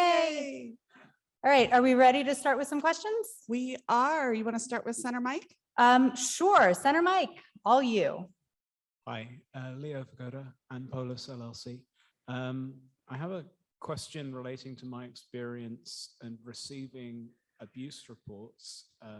I'm sorry, sir. Can you possibly speak a little louder into the mic? Sure. Thank you. I have a question based on my experience of receiving abuse reports when I worked at an RAR and when I worked in the IANA team. So these were always reports about addresses that weren't actually allocated or were reserved in some way. And typically these reports came from people who did community policing and had no specialist expertise. So the panel has talked about cooperation at the high level between federal agencies, UN agencies, industry and government. I'd like to understand what kind of cooperation is happening so that the people who really understand how to investigate cybercrime are past those reports, or the people who do community policing are trained so that they can investigate those reports competently. All right, Leslie, did you hear that question? Yeah, I'll jump in. I did hear that. And it seems to me like it may be directed at Chris Elverson. Chris, do you mind taking a stab at this? Yeah, I'll be honest. Yeah, I think that's a tough one. You know, for the community policing, I mean, you know, we certainly appreciate every group out there, you know, that's able to have a hand in helping to make the internet safer and help identify, you know, scams and frauds. And we've definitely worked with some of those groups in the past. I don't know that I have a great blanket answer to that, but I think maybe, you know, if you're aware of specific groups or specific instances where that's come up, I'd definitely be happy to connect with those groups and, you know, and maybe through some closer collaboration, we can make sure we're on the same page and on the same, you know, technical expertise level, and that we're actioning those to the full capability. So that's probably where I would start. Great, thank you, Chris. You know, Dick, meaning you've been on both sides of this as well. Do you have anything to sort of contribute to that? Yeah, the challenge is that all crime now has a presence on the internet. So investigations that are conducted by law enforcement officers globally, no matter where you are, there's always a presence on the internet. So therefore, like for us, we do have community police officers. We have police officers from very small units. asking us those type of questions, because it's no longer just the realm of specialist cybercrime units investigating crime on the internet. It's now across the whole board. So we spend an awful lot of time, I spend an awful lot of time educating those officers, hoping it will cascade through their unit and for a bigger audience. It's been slightly challenging over the last 2 years, because ideally we would love to have face-to-face conferences and educational seminars with whole groups of officers to cascade it down, but it is a challenge.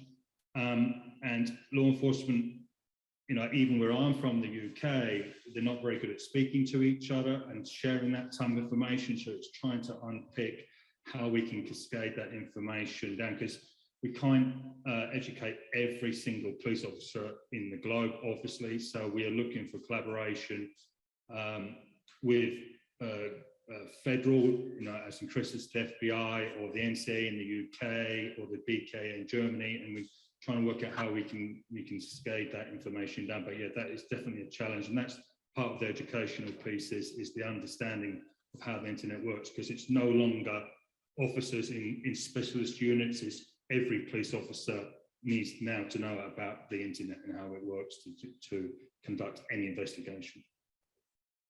Great, thank you, Dick. Hollis, are there other questions? I see that Mr. Harper has his hand up if he wanted to Oh, contribute great. on this Thank before we you. move ahead.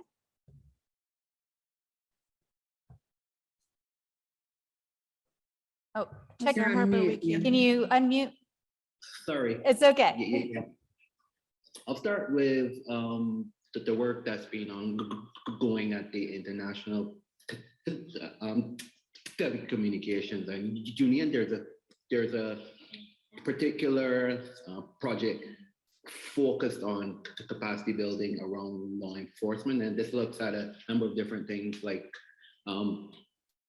support for legislative reform, both around substantive and procedural legislation. But they also look at training on computer forensics, both in terms of accessing devices and content, but also on guidelines for engaging with online service providers to gather information so that you can successfully prosecute cybercrime. I've also been working with a project at the European Union level called the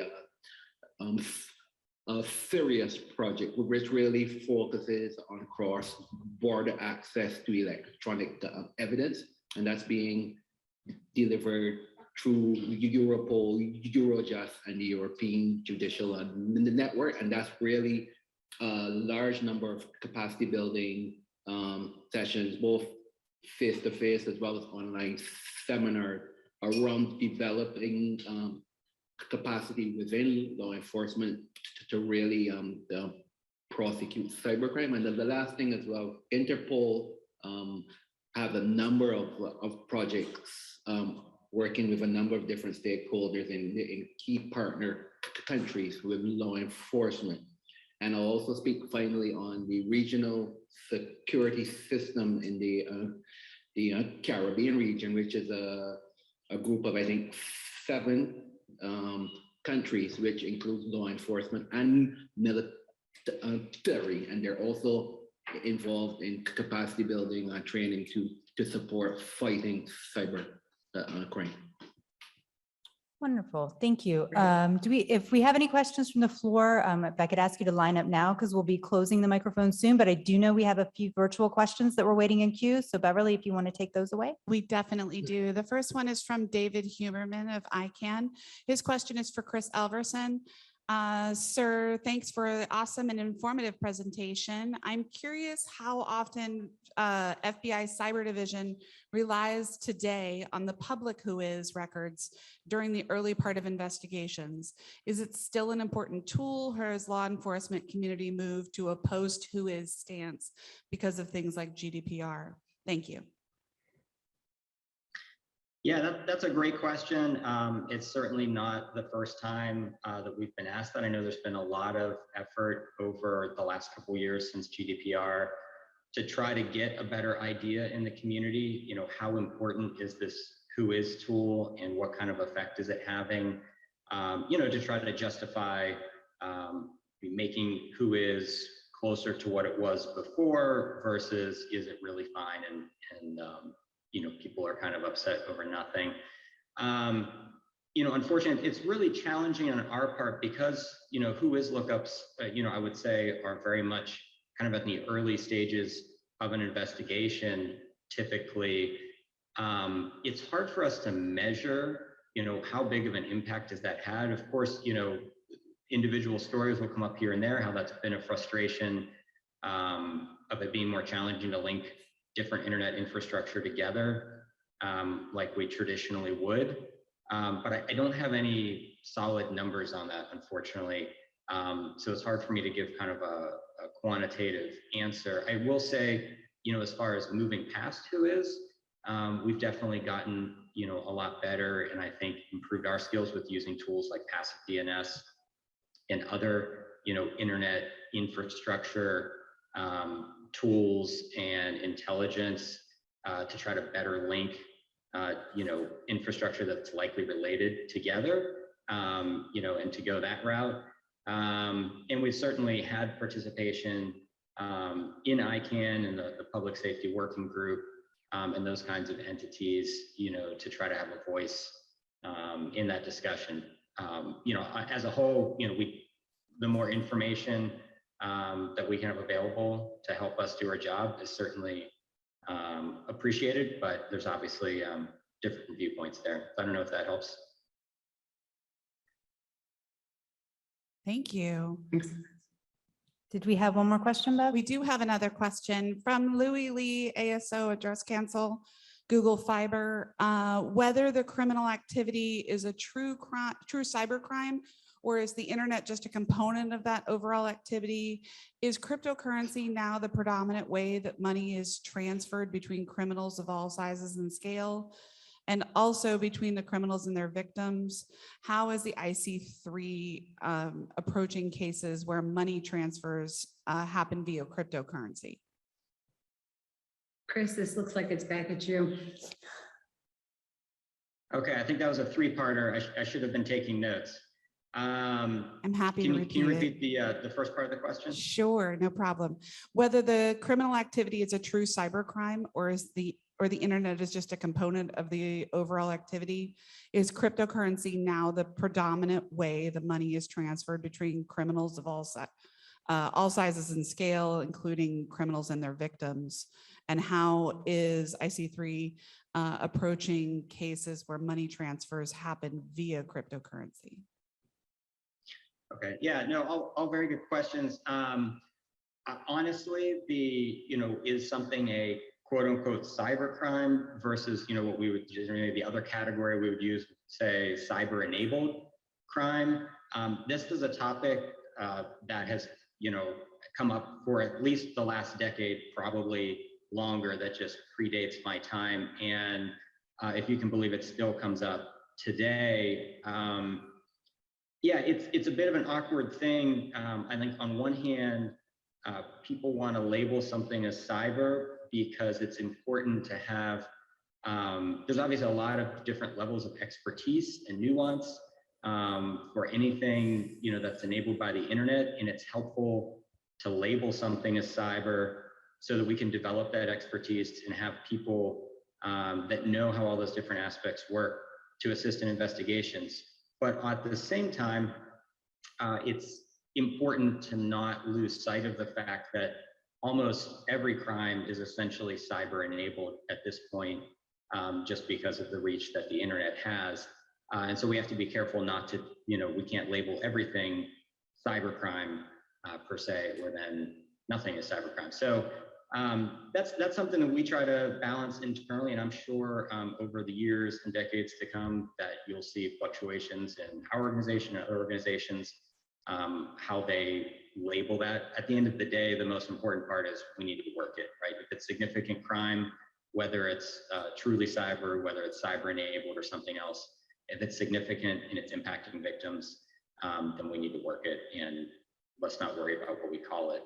As far as cryptocurrency, definitely there's been a huge upshift in when money is moved, how much of that happens through crypto versus traditional money exchange methods. Again, I apologize, I don't have specific numbers to point to, but you referenced IC3. I can tell you from their data, typically the next hop, if your money is stolen and it goes into, probably a temporary fraudulent money mule account, the next hop out of that account is likely either an exchanger to send the money overseas or a crypto exchanger to convert it into cryptocurrency, and continue processing it from there.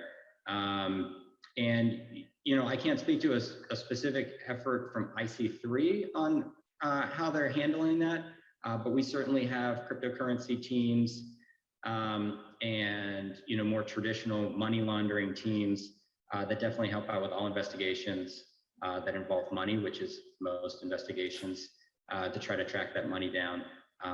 It's really case by case how successful we're able to be with that. I have one last question. Okay. From David Huberman of ICANN. My question is for Doug Montgomery. I hear you that NIST is studying ways to better educate consumers on security standards.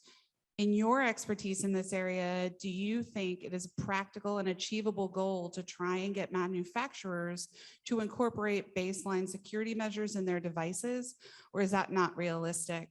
Also wanted to say a quick thank you for your public RPKI measurement tool. It's super useful in the research purposes. Well, thank you for the last comment. Delivering useful test and measurement is our goal. So this issue has been discussed a lot. I should say that our tasking so far is to outline the framework of how, in particular, if you're talking about the consumer space, outline a framework by which we could raise consumer awareness of the security properties of IoT devices. I think it's a big challenge in the consumer frame, in the consumer space. We've had workshops on this in the past. We've discussed, analogs to things like energy awareness labels. During one of those workshops on the fly, I sort of, went to Amazon and tried to see if any attributes of security is something that I could search on for IoT devices, which of course it isn't. So I think it's a big challenge in that space. But the first step is having some way of characterizing the effective security level, if you will, of a product. I think time will tell. In communities in which you can control acquisition, federal government being one, certainly you could have acquisition requirements to buy devices and products of a certain security level. And so in those environments, through the power of purchase, I think you could influence vendors. The consumer space is more difficult. I mean, it's you can go on, typical e-commerce sites and search by the energy efficiency of appliances, but that affects the consumer's budget, right? It's an attribute that's ramifications are directly to the consumer. So I think it's a challenge to have real impact in that space, but the first step is to be able to characterize some level of security properties of a given device. Thanks. I do see that we do have one more hand raised from Mr. Harper. I did want to ask, There's timing. yes, we do need to wrap up in the interest of time, but I just wanted to give Mr. Harper an opportunity if he had a brief comment that he wanted to add to that question. Yeah, sure. Just a quick point about embedding of security in so many devices. I mean, you're seeing a number of ways. One has been through trust marks, and we have laboratories. If you look at Europe, in NISA is building out a trust mark type of framework where they're validating certain products as trustworthy from a privacy and a security perspective. You're also seeing kind of market pressure through consumer advocacy groups to better inform consumers to make better choices around which products are secure and privacy enabling. And finally, you're seeing some industry standards as well. If you look at them, but there's TSAX, which is a standard for connected vehicles, where in Europe you're seeing this standard being enforced on any partners in the supply chain. You have to be TSAX compliant to provide software to a connected car manufacturer. So we're seeing a number of different ways, and the final way, of course, can be through regulation, where it's mandated by law. Wonderful. Thank you for that contribution. All right, I think we're going to close the microphones with that and move on to our next presentation. I'd like to invite our Chief Operating Officer, Richard Jimerson, to the stage to give a brief ARIN operations report.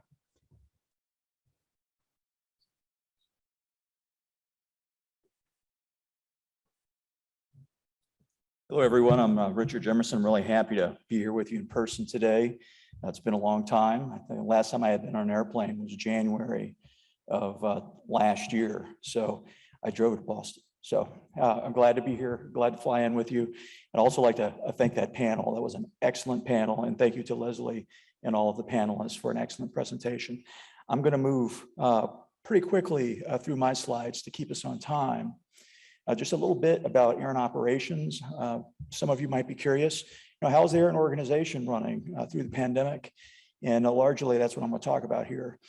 Our staff entered remote operations in March of 2020. We transitioned pretty well. We actually surprised ourselves how well we could transition, but we went 100%. But since last summer, we've had people coming into the office on a regular basis, and that continues today. However, we're not 100% back into the ARIN offices yet. However, we strive in this remote work environment to continue to provide great customer services to you guys. And I trust that you're finding the results of our efforts there. We continue to watch guidance from the CDC and everyone else about when we might go back into the office and what that looks like. We also have some discussions lined up with the ARIN board about what that's going to look like so that we can share that out to staff. After some research that we've done with an external firm about what that'll look like post-pandemic, and some polling that we've done with the staff organization about what's important to them.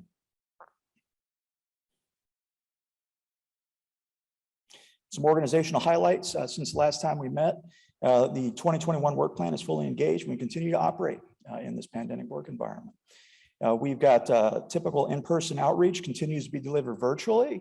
There's a lot of events that we do throughout the year where you can log in and you can do those virtually. Not much in person this year, but we expect we're going to have a lot more of that next year and hope to see you guys there. We continue to enhance our ARIN Online product and our routing related services for all of you, and hope you've seen the results of that. And I want to let you know that the demand for registry services continues to grow. It's not shrinking, it's growing. I know a lot of us wondered what it would be like in a post IPv4 depletion environment for the operations of a regional internet registry. Well, the answer is that there's more work, not less work, with an IPv4 market and continued interest in routing security services and other services we offer. The demand for the services continues to go up. I wanted to let you know, since the last time we met, we did add a vice president of information security to the senior leadership team inside the organization. His name is Christian Johnson. He's been with us just for about 2 months now. And you'll get to see him at an upcoming ARIN meeting once he's been on board a little bit more, but he's already starting to make a very strong impact inside the organization. ARIN 49, next ARIN meeting. Yeah, we're going to be meeting in April of 2022. Right now, that's planned for in-person participation in Nashville, Tennessee. It'll likely be delivered just like the meeting that we have here this week. And we're going to continue with enhanced remote participation facilities, understanding that not everyone will want to come to the meeting even in April of next year. And of course, these plans are subject to change depending on what happens with the pandemic. But we're very hopeful that we'll be in a state where we can meet in person. With that, that's the end of my presentation. Happy to take any questions that you have and answer those. Also be available at lunch if you have any questions. Happy to answer them in person. All right. Thank you, everybody. I'm going to transition over. You got a question online? Sorry. There are no questions online or in the room, so we're ready to go forward. Thank you, Beverly. And I'm going to introduce John Curran. He has a few words to share with us just before lunch.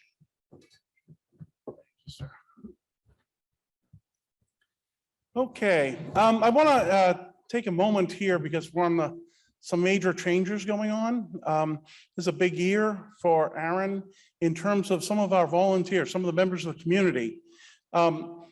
I don't want to spend too long between you and lunch, but I want to highlight the fact that we have some people who have been serving in the ARIN community who won't be serving with us because their terms are ending or their period of service. So with that, I'd like to first say some of these people you know and love. I have, oh, there we go. Thank you. Gary Geeson from the ARIN Advisory Council served a term this year, filling in another year. And Gary will be ending his term this year. A round of applause for Gary. Thank him for his service. A name we all know on the ASOAC, also known as the NRO Number Council, Louis Lee. Louis Lee will be stepping down after some 19 years serving for ARIN. He literally has defined the ASOAC, and we all know him through the years. And Louis' hat will also be stepping down after 19 years of service. Quite a few Louis shots. Really instrumental to the organization. Someone who we could not have had a successful ASOAC without Louis' leadership and guidance. So just very pleased to do that.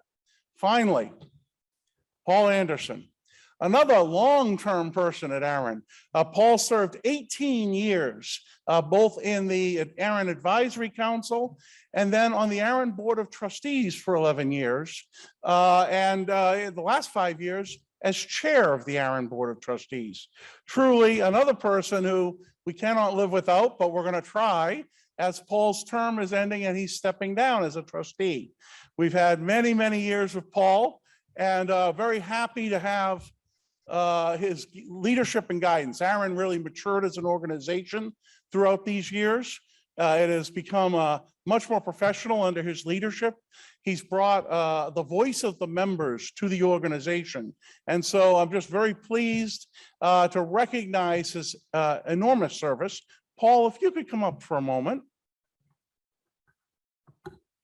Many years with Paul. Come on up, Paul.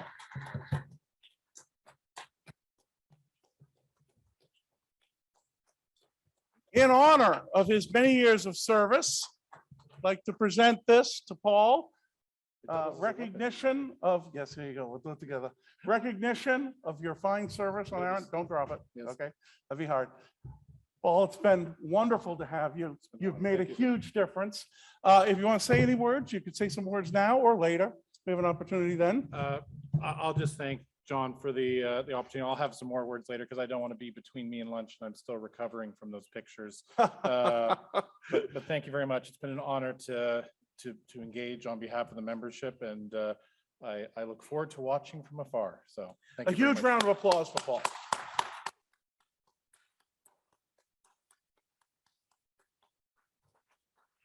Thank you. Thank you. And with that, we're going to head into lunch. I will now have Hollis come up to do the final.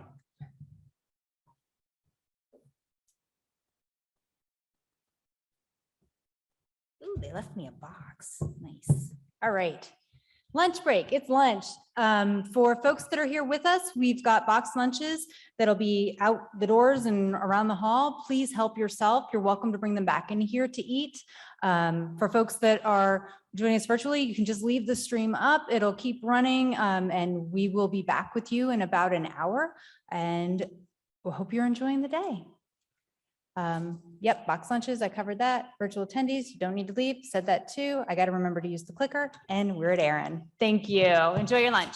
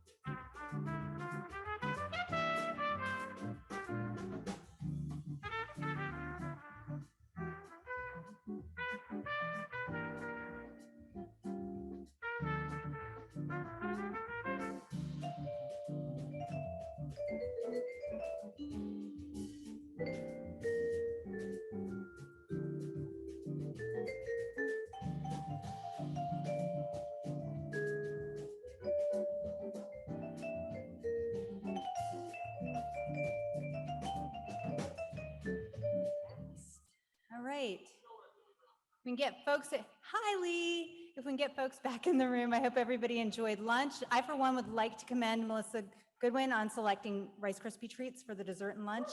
If anybody feels differently and maybe put theirs aside, you can catch up with me after. Just saying. All right, welcome back. Here we go. So first off for this afternoon, I would like to welcome John Curran back to the stage to give an update on fee harmonization. Thank you. Okay, welcome back. I'm John Curran, President and CEO. I'm going to talk about the fee harmonization project we've been doing this year. So let's be pretty brief. We're changing the fee schedule in January. We're transitioning the end users from an annual per resource fee to a registration fee schedule, the fee that all the ISPs have been paying. This way, an address block is an address block is an address block. We provide the same services for them. We don't want to get into a circumstance where someone wants to use an ARIN service or wants to use their address block in a different way, and we tell them, no, you're a lesser. You don't have the same set of services. For equity, we already have people now who are using their address blocks in a lot of different ways. They might have been assigned one way, they're using them another. We don't want ARIN services or fees to be an impediment. Policy, we can decide whatever is appropriate in policy, but the fees and services are now the same. So everyone has the same fee. These start at $250 a year. And as your resources go up by 4, the fee doubles. So, you know, 250, 500, 1,000, 2, 4, 6, 8. This is what the ISPs have been paying all this time.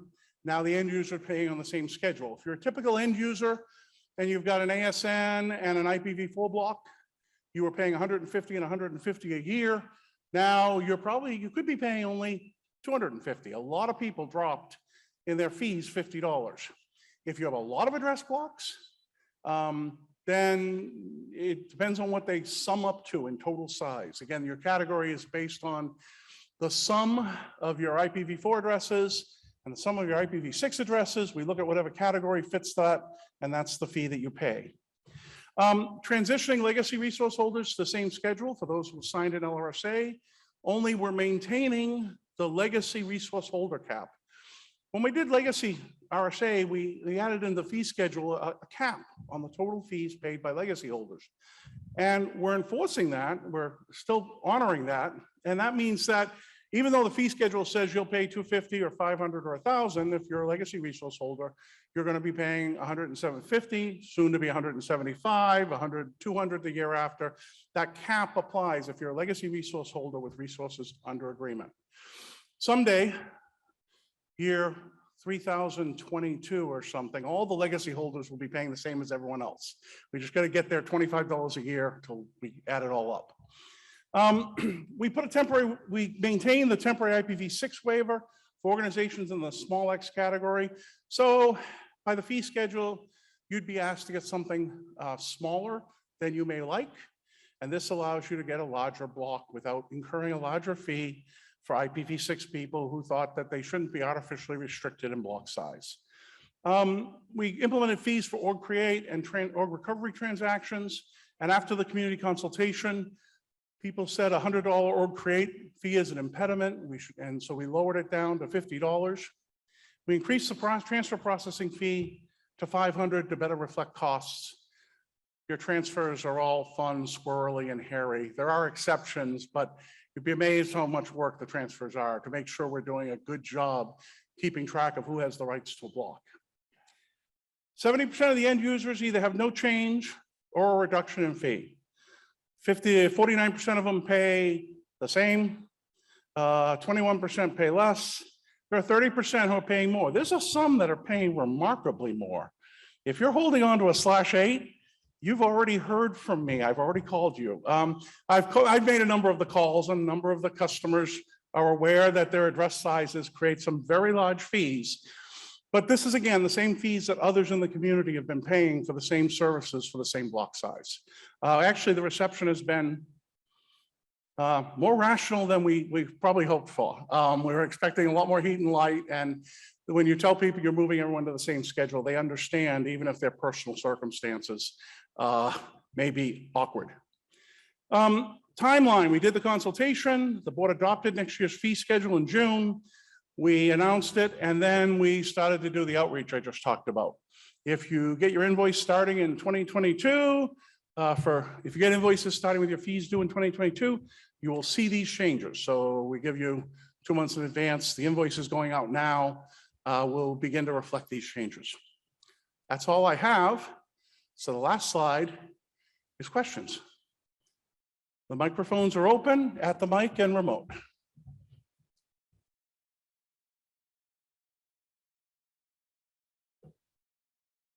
I know if I stand here, someone will get up sooner or later. That's fine. I think we finally, just a reminder to state name and affiliation before you speak, that we have a live transcription going so everyone can try and speak to the speed of that. Right. And if you were at the center mic, if you could please make sure you're close enough and loud enough for our virtual audience to hear you. And you're welcome to go with center mic. We have no questions virtually. Go ahead, Chris. Hi, Chris Woodfield, Twitter, ARIN AC alumnus. What financial modeling has been done to project the impact of this fee change to ARIN's annual income for the coming year? Right. So as it turns out, and this actually showed up in the online consultation and in some of the materials we sent out. ARIN's fee schedule is, when we do the change, we end up, if everyone were to pay, some people may consolidate as a result of this, and that would reduce it. Some people may transfer to another region, but it would be about $3.6 million of increased revenue. We go from 22 to 24 and change. Now, ARIN hasn't raised the fee, that basic ISP fee schedule, in many, many years since it was established. Actually, we added lower categories. And so this catches us up on that. It also addresses a gap that we had. This puts us slightly above our costs, not materially. The gap that we have is that we've been instructed by the board. The board made a very good planning decision that said we shouldn't rely on investment proceeds in making our budget. Every year, ARIN generates between $1 million and $3 million in investment proceeds. And we used to calculate that into the budget and spend that money. Starting this year, we no longer build in the investment proceeds. So suddenly there's a gap.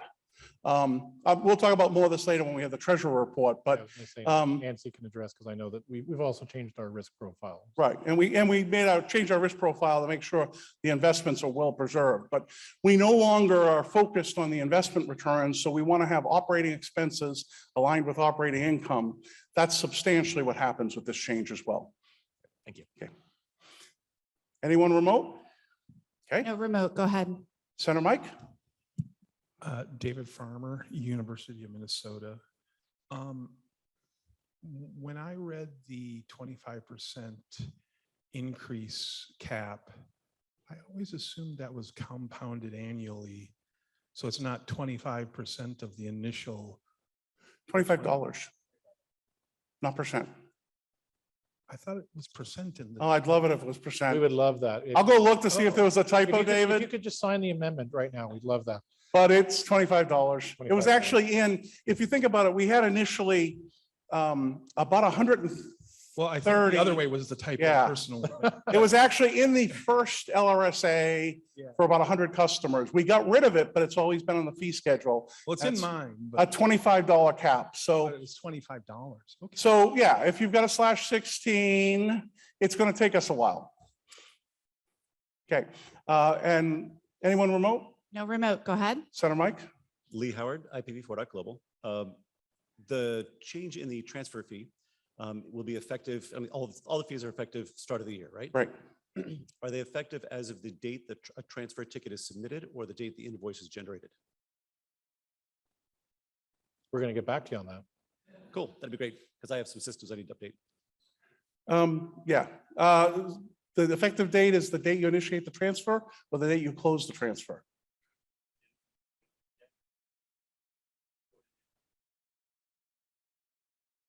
Oh, when you put it in. Date of the ticket. Thank you. Submit early and often. Okay. And remote? There are no remote questions, but a beg from the transcriptionist that we try and make sure we're speaking. You're actually doing great. They were just making sure that even those that are asking questions speak at a pace that she can keep up with. I apologize to the transcription in Understood. advance. And we're going to be closing the mic soon. So if you have a question, get to the mic, center front. Ron De Silva, Quantum Loophole. My question is, so in your /8 example, what is the new fee for a /8 holder? I'm sorry, little. For a What is /8 what is holder? the fee for a /8 holder? Or somebody has total holdings? You'd have to look at the table. I don't have the top of my head, John. For /8, I think it'd be 2XL, would it not be? So 120, 256, it might be 256, 250. The top of the table is $256,000 annual fee. Got it. So I was just trying to do the math of if somebody's got a /8 and I don't know, looking at the brokers in the room, that's an asset that's probably $600, $700, $800 million in value, maybe. Right. So it's a ongoing expense against that. Yeah. Not that much. I guess I was just wondering if you anticipate this increased fee for people sitting on big blocks would encourage more recycling, but maybe it's not a big enough fee to encourage that. So let's talk about this. This first is there's people paying that fee right now for their blocks registered. So again, this isn't anything new. The question is someone who's an end user, who's a legacy end user, because that's probably someone with a /8, can come under the LRSA, and right now they'll pay $175 because there's a cap on legacy users who come in. So the invoice will show, yeah, you would pay 256, but you're only paying 256,000. You're only paying 175.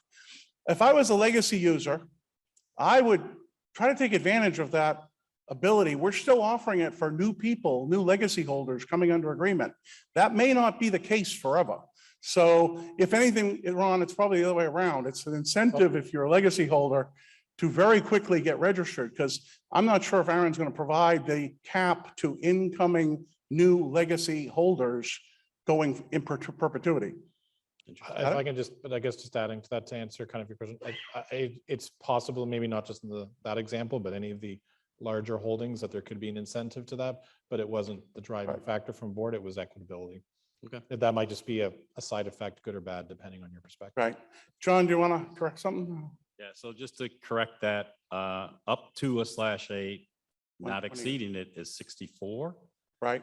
From a /8 up to and including a /6 is 128, and anything over a /6 is 256. 256, right. Thanks. But I assume that Ron's question was just for those large. Yeah, that's on the website for the fee schedule. And that's the same fees it's been for 10 years now. The only difference is they now apply to end users as well. Okay, if there's no remote questions? No?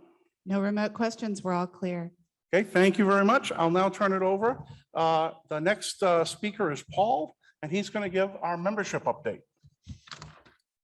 Thank you, John. I don't think this will be a long one either. Oh, that's right.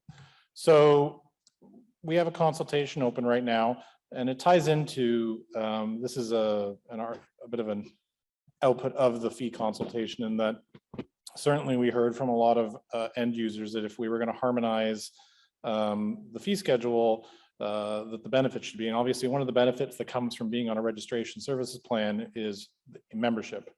Having said that, we also heard from a lot of end users that they did not necessarily want to be active in ARIN's governance. There are certainly a lot of customers of ARIN who come, want to use our services, want to pay their bills, and that's wants to be their extent of their involvement. This causes some issues when we look at our governance, because there are lots of thresholds throughout bylaws and the Virginia Non-Stock Corporation that involve quorums and quotas and thresholds. So we've decided to try and make a second-class member. So the first one is that everyone who is a member today is a general member. And again, that to be a general member today, you're either on a registration service plan, so that's all our ISP customers today, or you're an end user who has voluntarily paid an annual fee of $500 a year to become a member. So we're suggesting to create a second class, which will be called service members. And again, this is a concept for those that wish to not necessarily be involved in ARIN's active governance. And our proposal is that all the end users that, all the end users who will be harmonized will become service members upon January 1st. But having said that, they will have the option to move to a general membership. They simply will need to, I believe it will be through ARIN Online is the goal, pending the amazing engineering team, which pending this consultation output will implement that. But assuming that the consultations continues generally on thing, that would be the expectation, is that if you are an end user, you want to become a general member, you'll go click, you'll make some attestations that you will be involved, and you'll become a general member and have the right to vote. I guess the one thing that we'd like to see some feedback on is what we've proposed is that there is now going to be responsibility, not just for end users, but also our ISP users to maintain your general membership. Because we'd like to have it that the people who are in that general membership are people who have an interest in being engaged.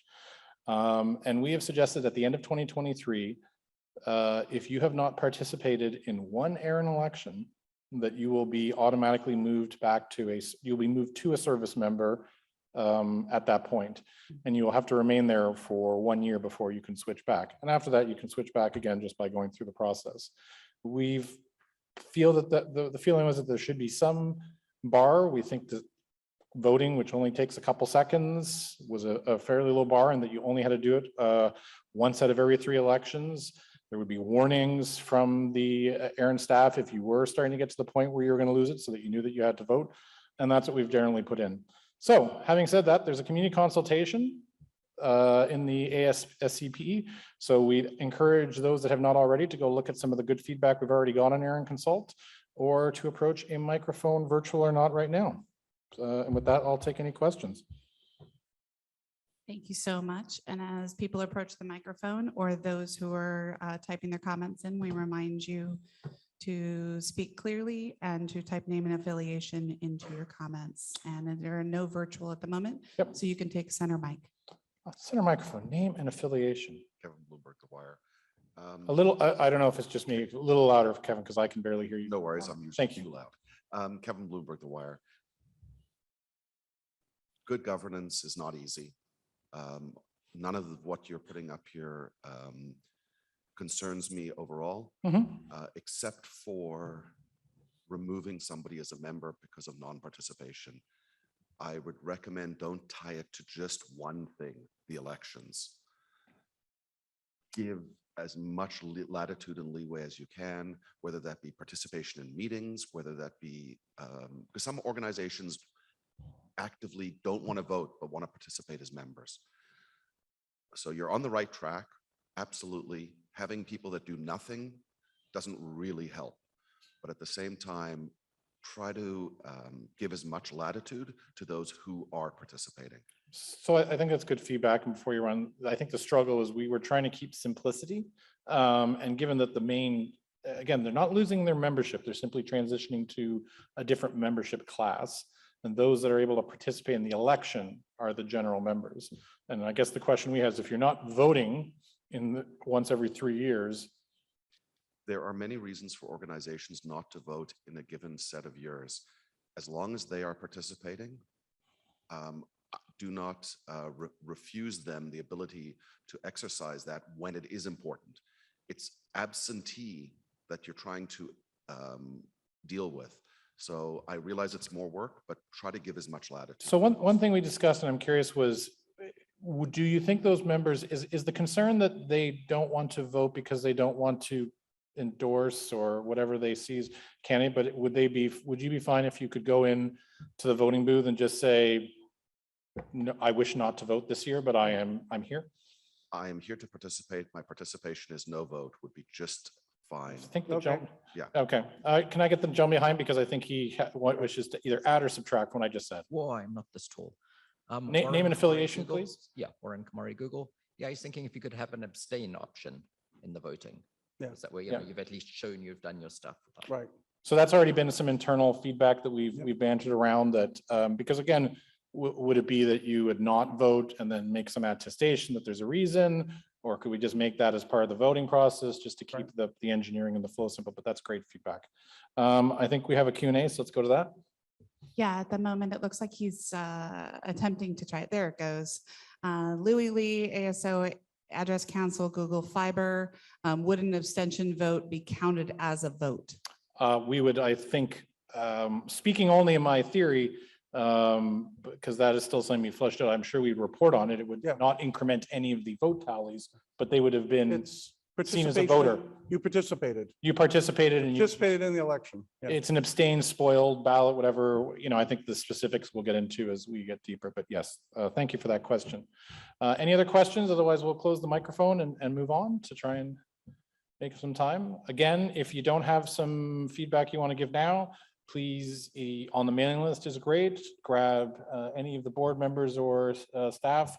We'd love to get your feedback. We want to try and find something that works here for everyone from a governance perspective. But with that, thank you. Thank you. Okay, I'm now going to have our next, I'm going to invite Hollis to invite our next speaker. Little scramble there. All right, we're good. Next up on our docket, I'd like to invite Leif Sawyer. Is Leif queued up and ready to present? Yes, ma'am. All right, let's give us a moment to get Leif live on the feed.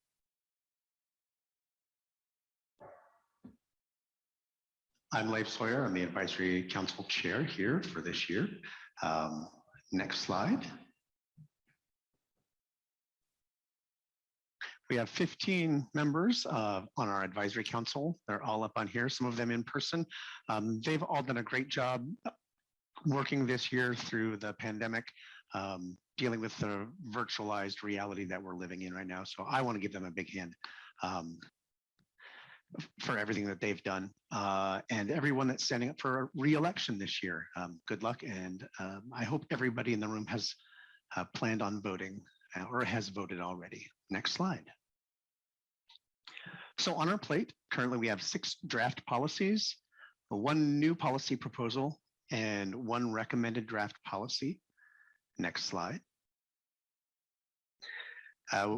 We have 3 working groups that we formed in January of last year to tackle specific tasks. We have the Policy Development Process Working Group, Number Resource Policy Manual Working Group, and then the Policy Experience Report Working Group. So we take feedback from staff regarding how the meetings have gone and try to wrap them back into the experience. I said meetings, but response from people for the policies coming from the meetings. Next slide. So our PDP working group is currently reviewing the PDP. They've had some relevant updates that they've sent off to staff and legal. We'll be doing an internal review with the Board of Trustees, and then it will go out to the ARIN community. So you'll have a chance to look over the changes that the working group is proposing. If everything goes well, then we'll submit it back to the board for adoption and then to the staff for implementation. Next slide. The NERPA working group has been reviewing the current policy manual and has focused suggestions in sections 2, 6, and 12. They are working very, very strongly on this, and they've got some editorial and non-editorial changes that are coming up. So we're looking forward to seeing some more of those. Again, those will also go out to the community for your review. Next slide. As I mentioned about the Policy Experience Working Group, they are reviewing the latest policy implementation and experience report from the last meeting, and then also they'll be reviewing from this meeting, and they'll conceptualize those changes. Next slide. Lastly, please vote. Your vote is important. Voices out there are critical to maintaining the growth and function of the ARIN community. So I'm looking forward to seeing the results of this year's voting. And that is all I have. Last slide, please. Any questions? Beverly, are we ready? And I am looking to the virtual poll as well as in the room. Looks like we have somebody ready. Center mic. All right, Center Mike, you're up. Tina Morris, AWS, ARIN board. Not really a question, but a comment. Many might not know how much the AC does with other RIR meetings.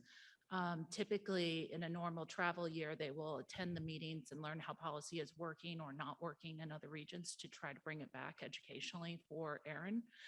During this time, they've been attending remotely, dealing with the time zones and still going to the meetings and doing that hard work. And I just wanted to make sure they got credit for that. Thank you. Thanks, Tina. Thank you, Tina. Do we have anything coming in? I currently have nothing virtual. All right. If there are no further questions, I think we can close the microphones and move on. Great. Thank you, Thank you Leif. all. Thank you. Thanks, Leif. All right, next up, we'll be bringing in Nancy Carter. She's our treasurer on the Board of Trustees, and she'll be giving our financial report. Do we have Nancy ready to go? He's ready. Awesome. There's Nancy. All right, I'm going to step away and let Nancy take over. Thanks, Hollis. And hi, everybody. Good afternoon. Sorry, I'm not there with you. I would much rather be there than here, but I was unable to attend. So I know, as always, the ARIN Treasurer's Report is the highlight of this meeting. And I know that's what you're waiting for and why you're still on this Zoom webinar. So here we go. With no further ado, I just want to acknowledge that I could not serve as treasurer without the help and support of the ARIN staff and my colleagues on the Board of Trustees.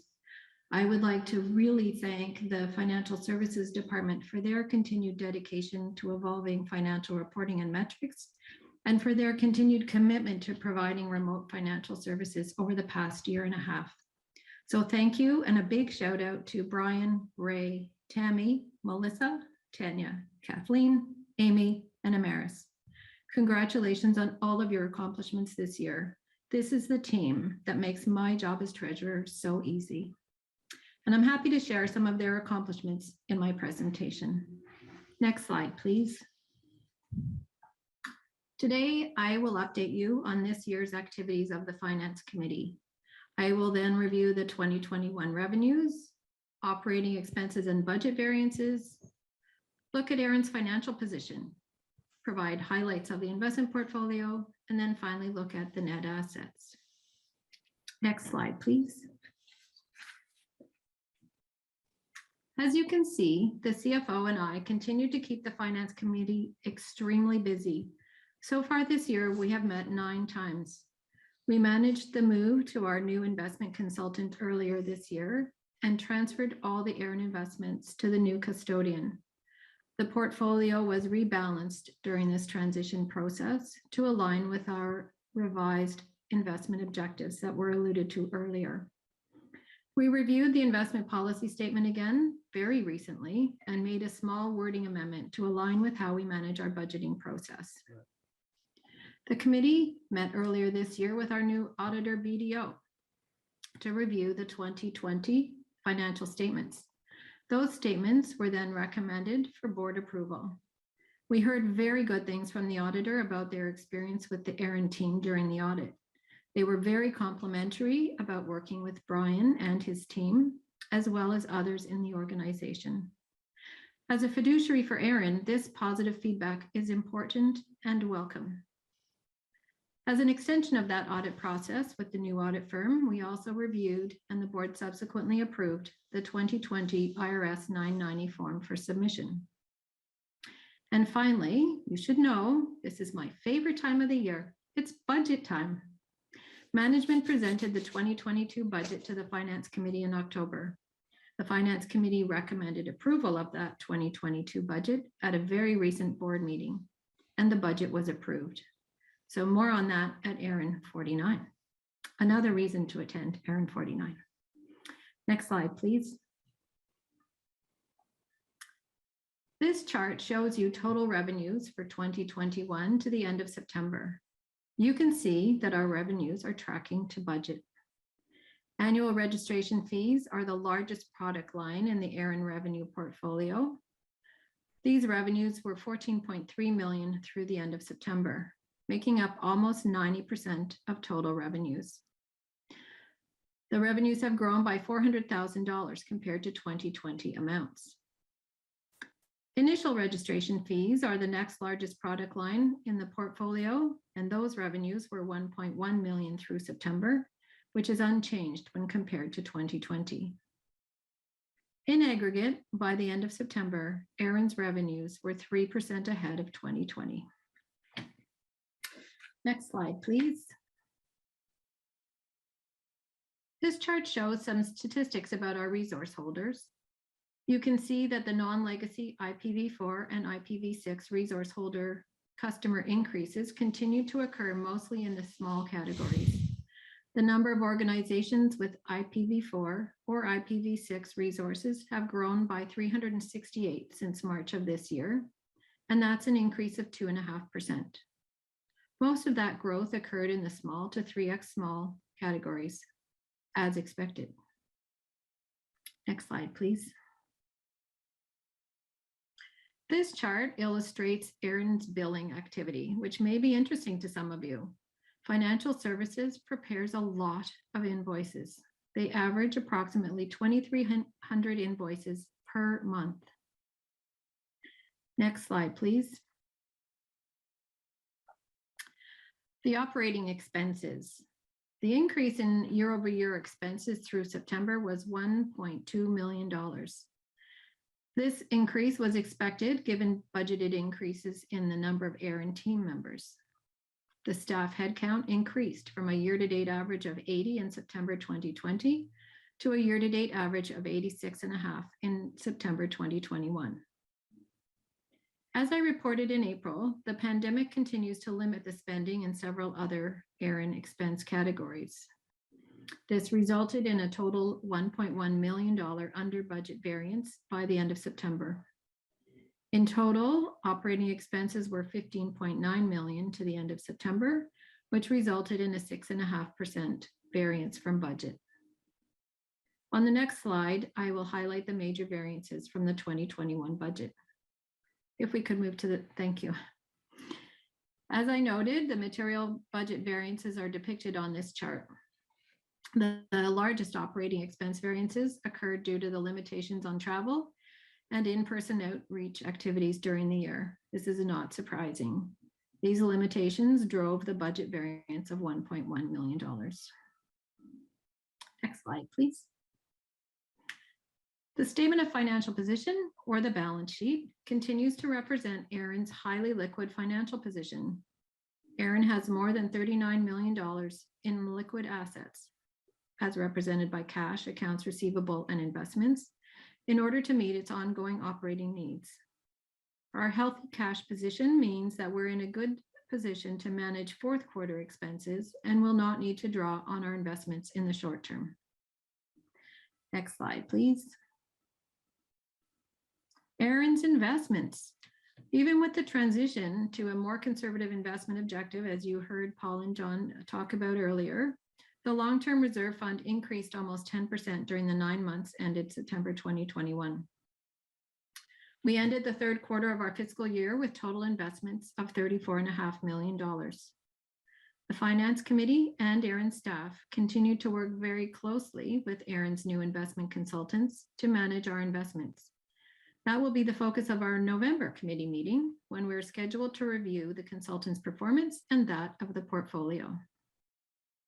Next slide, please. Net assets are shown in this chart. So our net assets grew to $30.3 million at the end of September. This is 2.8 million, or 10% more than net assets at the end of 2020.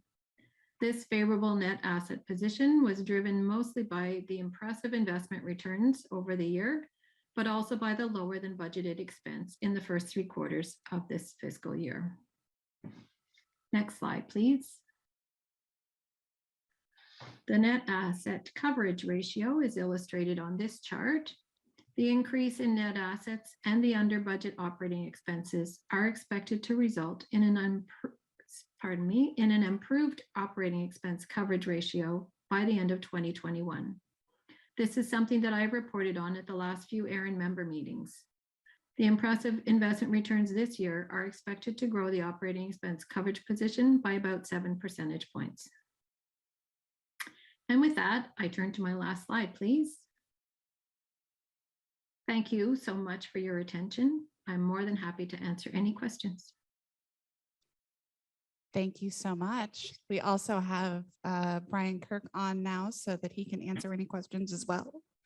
And it looks like we have a question at center mic. Go ahead. Lee Howard from IPv4.global. Thank you very much. Nancy, you always say sarcastically, I know everybody's been waiting for the financial report. And I always go, yeah, no, that really was. This is what came here. Can you guys keep it down, please? Thank you. Because I was here for this, right? And now I've forgotten the question I was going to ask you. It'll come to you. It'll come to you. Actually, since we have Brian, who I haven't met, I did have a question that I think is more a staff than treasurer question, if I may. When in the process of if that's okay, when we're in the process of doing a transfer, sometimes the recipient will be pushed into a new fee category, right? They're receiving more assets, they move up a fee category, and at the end, or they're just a new member. And then at the end of the transfer process, RSD approves the transfer, and then we wait for the recipient to notice that they have a new bill due from ARIN for their new fees. It would be really nice if we could have that review done at the beginning of the process. So the recipient knows ahead of time, they may have to approve some funds. They may have to get a contract, an RSA approved. Thanks. We can work on that. That's a valid issue. It's something we can calculate while the transfer is going on, and there's no reason we have to surprise you at the end. Hi, Mike Burns from IP Trading. I noted that it was mentioned there was a change in the investment profile, and you've said it's a change to make it more conservative. I was wondering if you could share the reasons for that change. Sure, I will. And then I'm going to call a friend and call Brian, but he's right there. So there were a couple of reasons. We were perhaps exposed to more risk than we would have liked based on our previous mix of investments. And when we changed to a new investment advisor, we worked through that quite diligently to understand how we could better protect ourselves while still being able to take advantage of significant returns. So we just balanced it a bit in a way to make sure that we didn't suffer from huge changes. Does that make sense? Brian, help me. Yeah, I would reiterate that as well. I mean, both in 2018 and earlier in 2020, the investment portfolio took rather large hits. Right. And when we brought on the new investment advisor, we thought it wise to go through an exercise to talk about the appetite for risk and the appetite for that volatility. And given the level of the investments, it was decided to really take a step backward in terms of our risk portfolio and be a little more conservative. Thank you. I think it probably should always be a conservative portfolio. That's just my opinion, but thank you for the information. Thank you for making use of the wipes. No questions virtually currently. John Sweeting, ARIN. To Lee's Howard's question, we started doing that 2 months ago.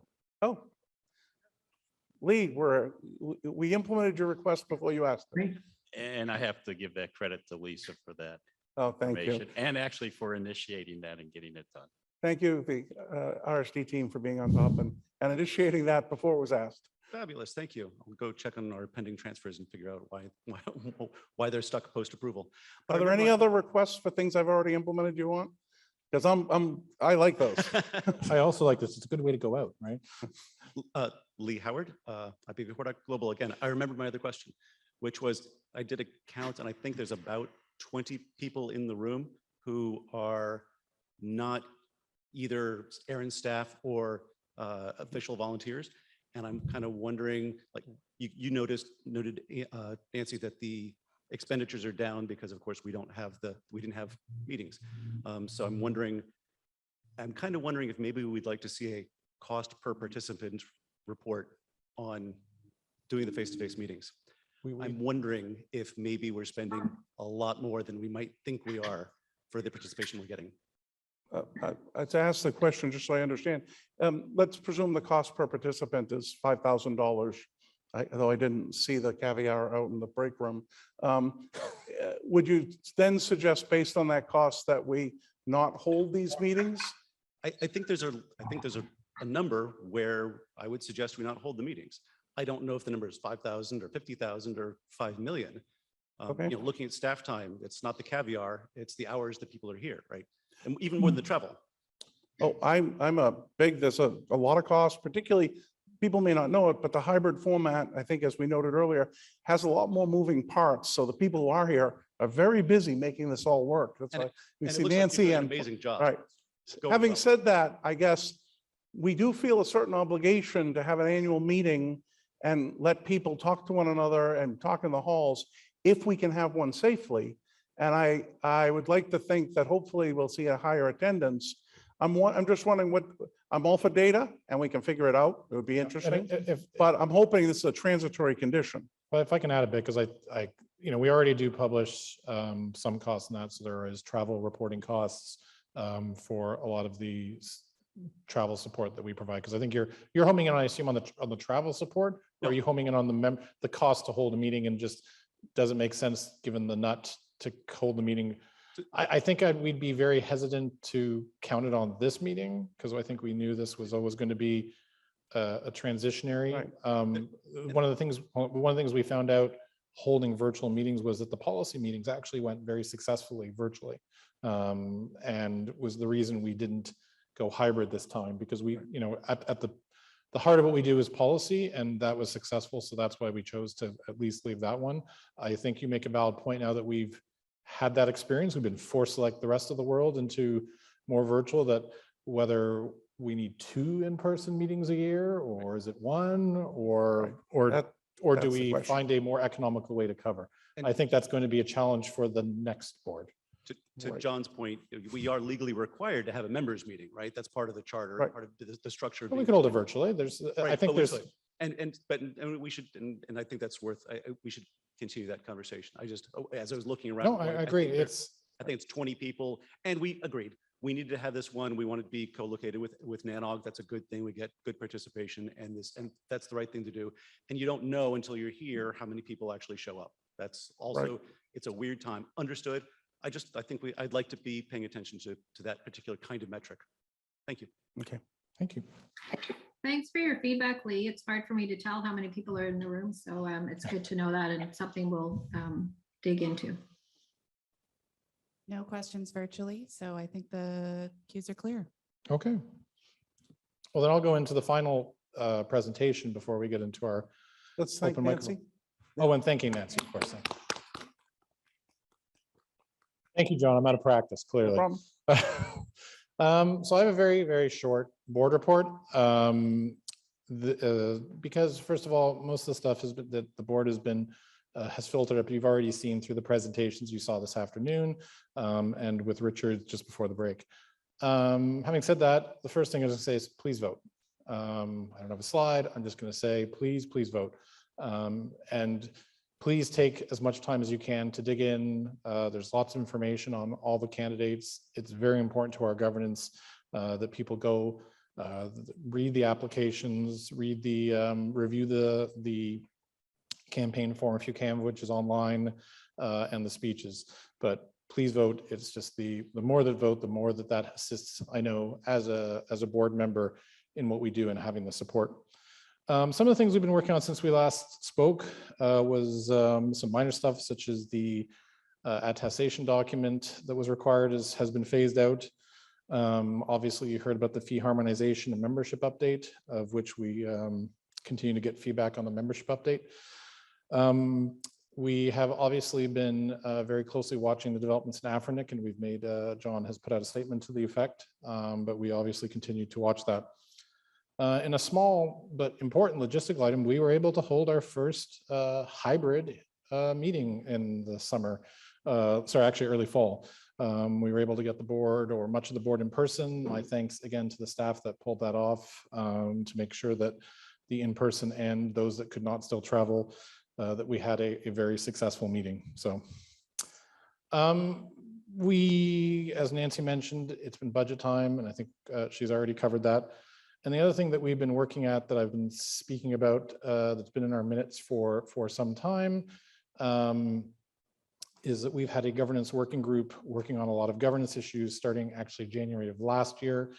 It's been a longer process, but is actually now coming to fruition, and we expect to have consultations hopefully coming late this year. That's the reason I say that you might not have noticed, as that obviously we acknowledge that there's been a heightened awareness to governance in the last few weeks.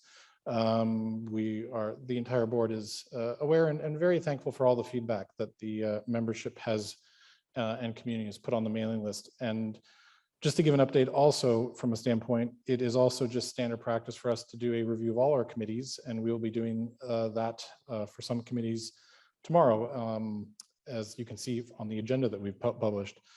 So, we acknowledge that there is room for improvement for sure there, and we do look for feedback today on the mailing list or directly, whichever you feel most comfortable on any issues. And it just doesn't have to be related to nomination committee. It can be board selection processes, size, the feedback that the board has been given in previous years and this year to the nomination committee. We really look for that feedback on that.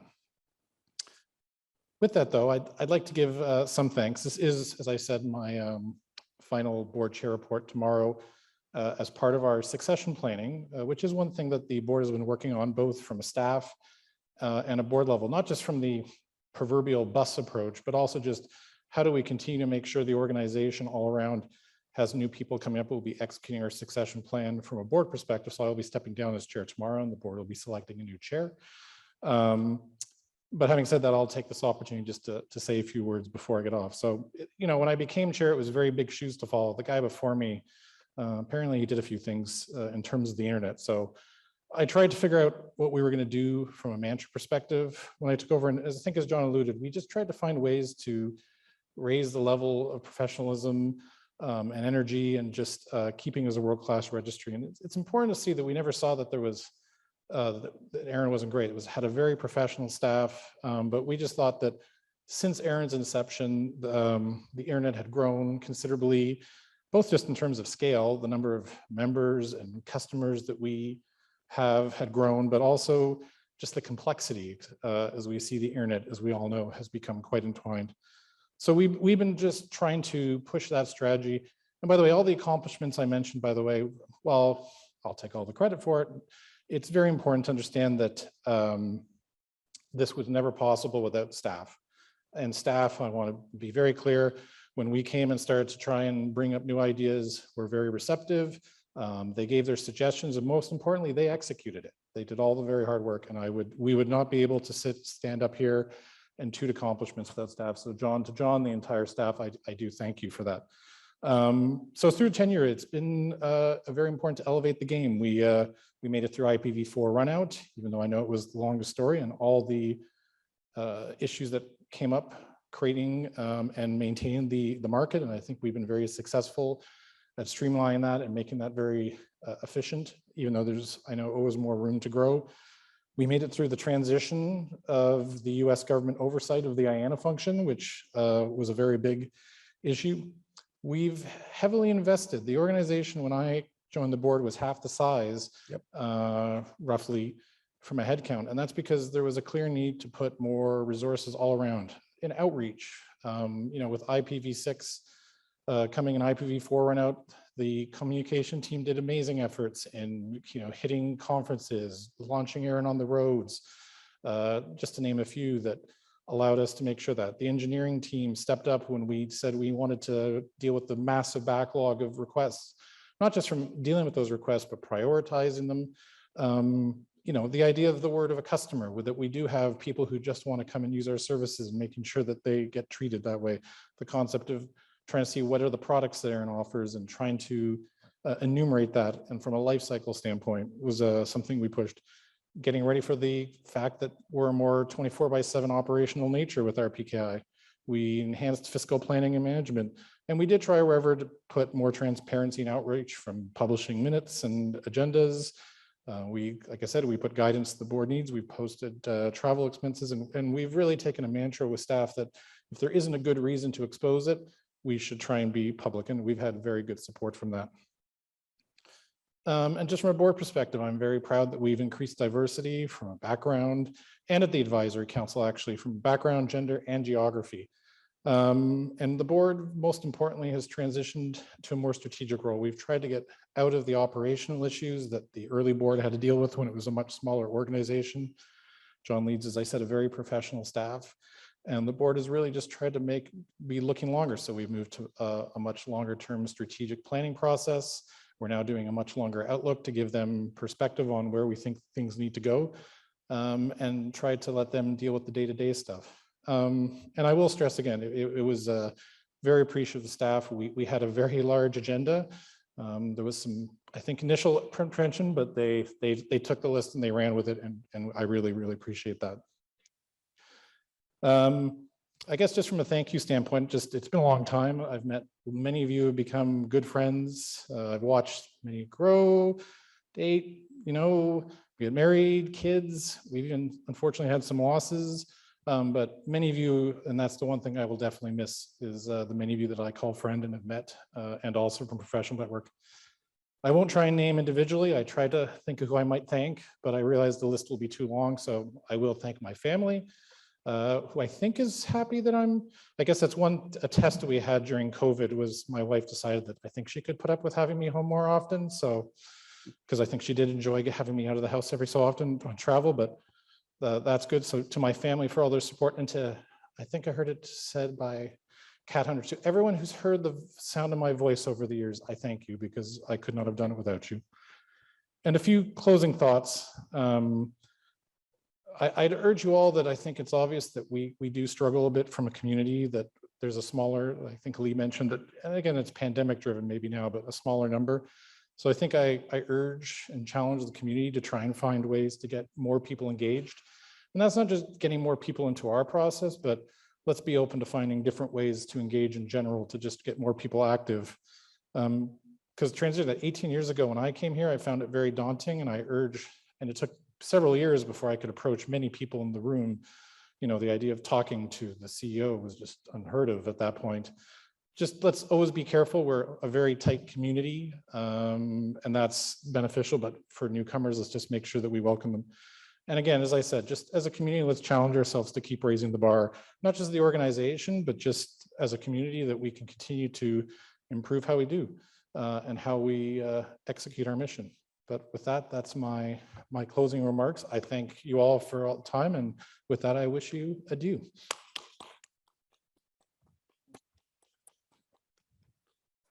Oh, wait a minute. I want to talk Open about mic. Now I see your confusion. You've got one final open mic session as chair. One final open microphone. It's a good thing there's nothing on people's minds that they might speak. The microphones are open. Please approach a microphone if you haven't wished to tell me how wonderful it's been the last 18 years, or anything else that might be on your mind. It doesn't look like we have, I'm sure that they're typing. frantically typing. They're typing, I guarantee you. But in the meantime, it appears we have someone at center mic. Center microphone, name and affiliation. Mike Burns from IP Trading. Hi, Mike. Hi. I was reading a book at lunch, and John Sweeting came over and asked me what it was. The title was Geniuses at War. And he said, "Oh, you shouldn't be reading that before open mic." So John, I accept the compliment, but I'm not here to go to war. I'm here to go into a battle. It's just a skirmish. It's a change to the nom-com to remove their ability to exclude qualified nominees, candidates. I think that it's a perversion of the traditional nom-com role, which after all was beating the bushes for candidates, to have them instead act as a gatekeeper. They operate in the dark. It's totally unnecessary, in my opinion, to have at the core of a stakeholder governed entity a black box of this sort. And today I've posted my explanatory letter for my rejection, and I invite the community to read that. It's evidence of the darkness of the process and I think it needs to be changed. Thank you. Thank you for the comment. I would, first of all, I do appreciate the feedback. I would note that, first of all, like I said, the governance working group has done a lot of investigation of other organizations structure in these areas, both within the ISTAR sphere, RIR sphere, and elsewhere, other not-for-profits of like sizes and potentially missions and such. And there is a wide range. So there are certainly nomination committees that to select boards. There are nomination committees that put recommended candidates forth. There are ones that do, I think, as you say, and simply do a very simple evaluation. I think the feedback is very important, though, and we certainly see that there is improvement, if not to the level of change. I think is something the board will consider, and I think that feedback is useful. So thank you for that. I don't think we have another Q&A, so I'll go to the We're center. still clear virtually. Next question. Actually, I wanted to add one thing, sorry, while you're pausing. And Mike and I definitely agree that we could do better on the feedback. So thank you for raising that on the list. Next person. Sure. Marlene Martez with AWS. On a more positive note, I just wanted to have or give a special thank you to Amanda, Bev, Hollis, and Leif, and the rest of the ARIN AC for putting together a spectacular fellowship program. I, for one, am very grateful that there is an in-person meeting this time. I feel like for newcomers, especially considering wanting to expand the ARIN community, having the in-person meetings are vital. So thank you. Thank you. Thank you. Thank you for the feedback. The fellowship committee has always been well received. Center microphone. No, I can see too, so you're good. Hi, Patrick Gilmore, Deep Edge Realty. I would also like to comment on the NOMCOM. And former ARIN board member. And former ARIN board member who has been through the NOMCOM. I was nominated 3 times before I got onto the slate. So I should preface this by saying I'd like to make a statement that I am greatly displeased by the structure of the NOMCOM, but the people on the NOMCOM are following the rules, and I'm sure they did that with careful consideration and integrity. So I'm not trying to blame anybody for what they did, but the rules around how they were forced to do it. But at the end of the day, the NOMCOM, and if you read the documents, this isn't in there, but the NOMCOM's idea was to ensure only qualified candidates made the slate. But we had 6 spots possible, and we have a former ARIN board member and a former ICANN board member who were not selected. So clearly it had nothing to do with whether they satisfied the qualifications. There's some other reason. And the fact, as Mike said, that this is 100% black box. It's not that they don't publish, they're not allowed to publish the reasons. And it turns out even the candidates themselves can't get the reasons that they weren't selected.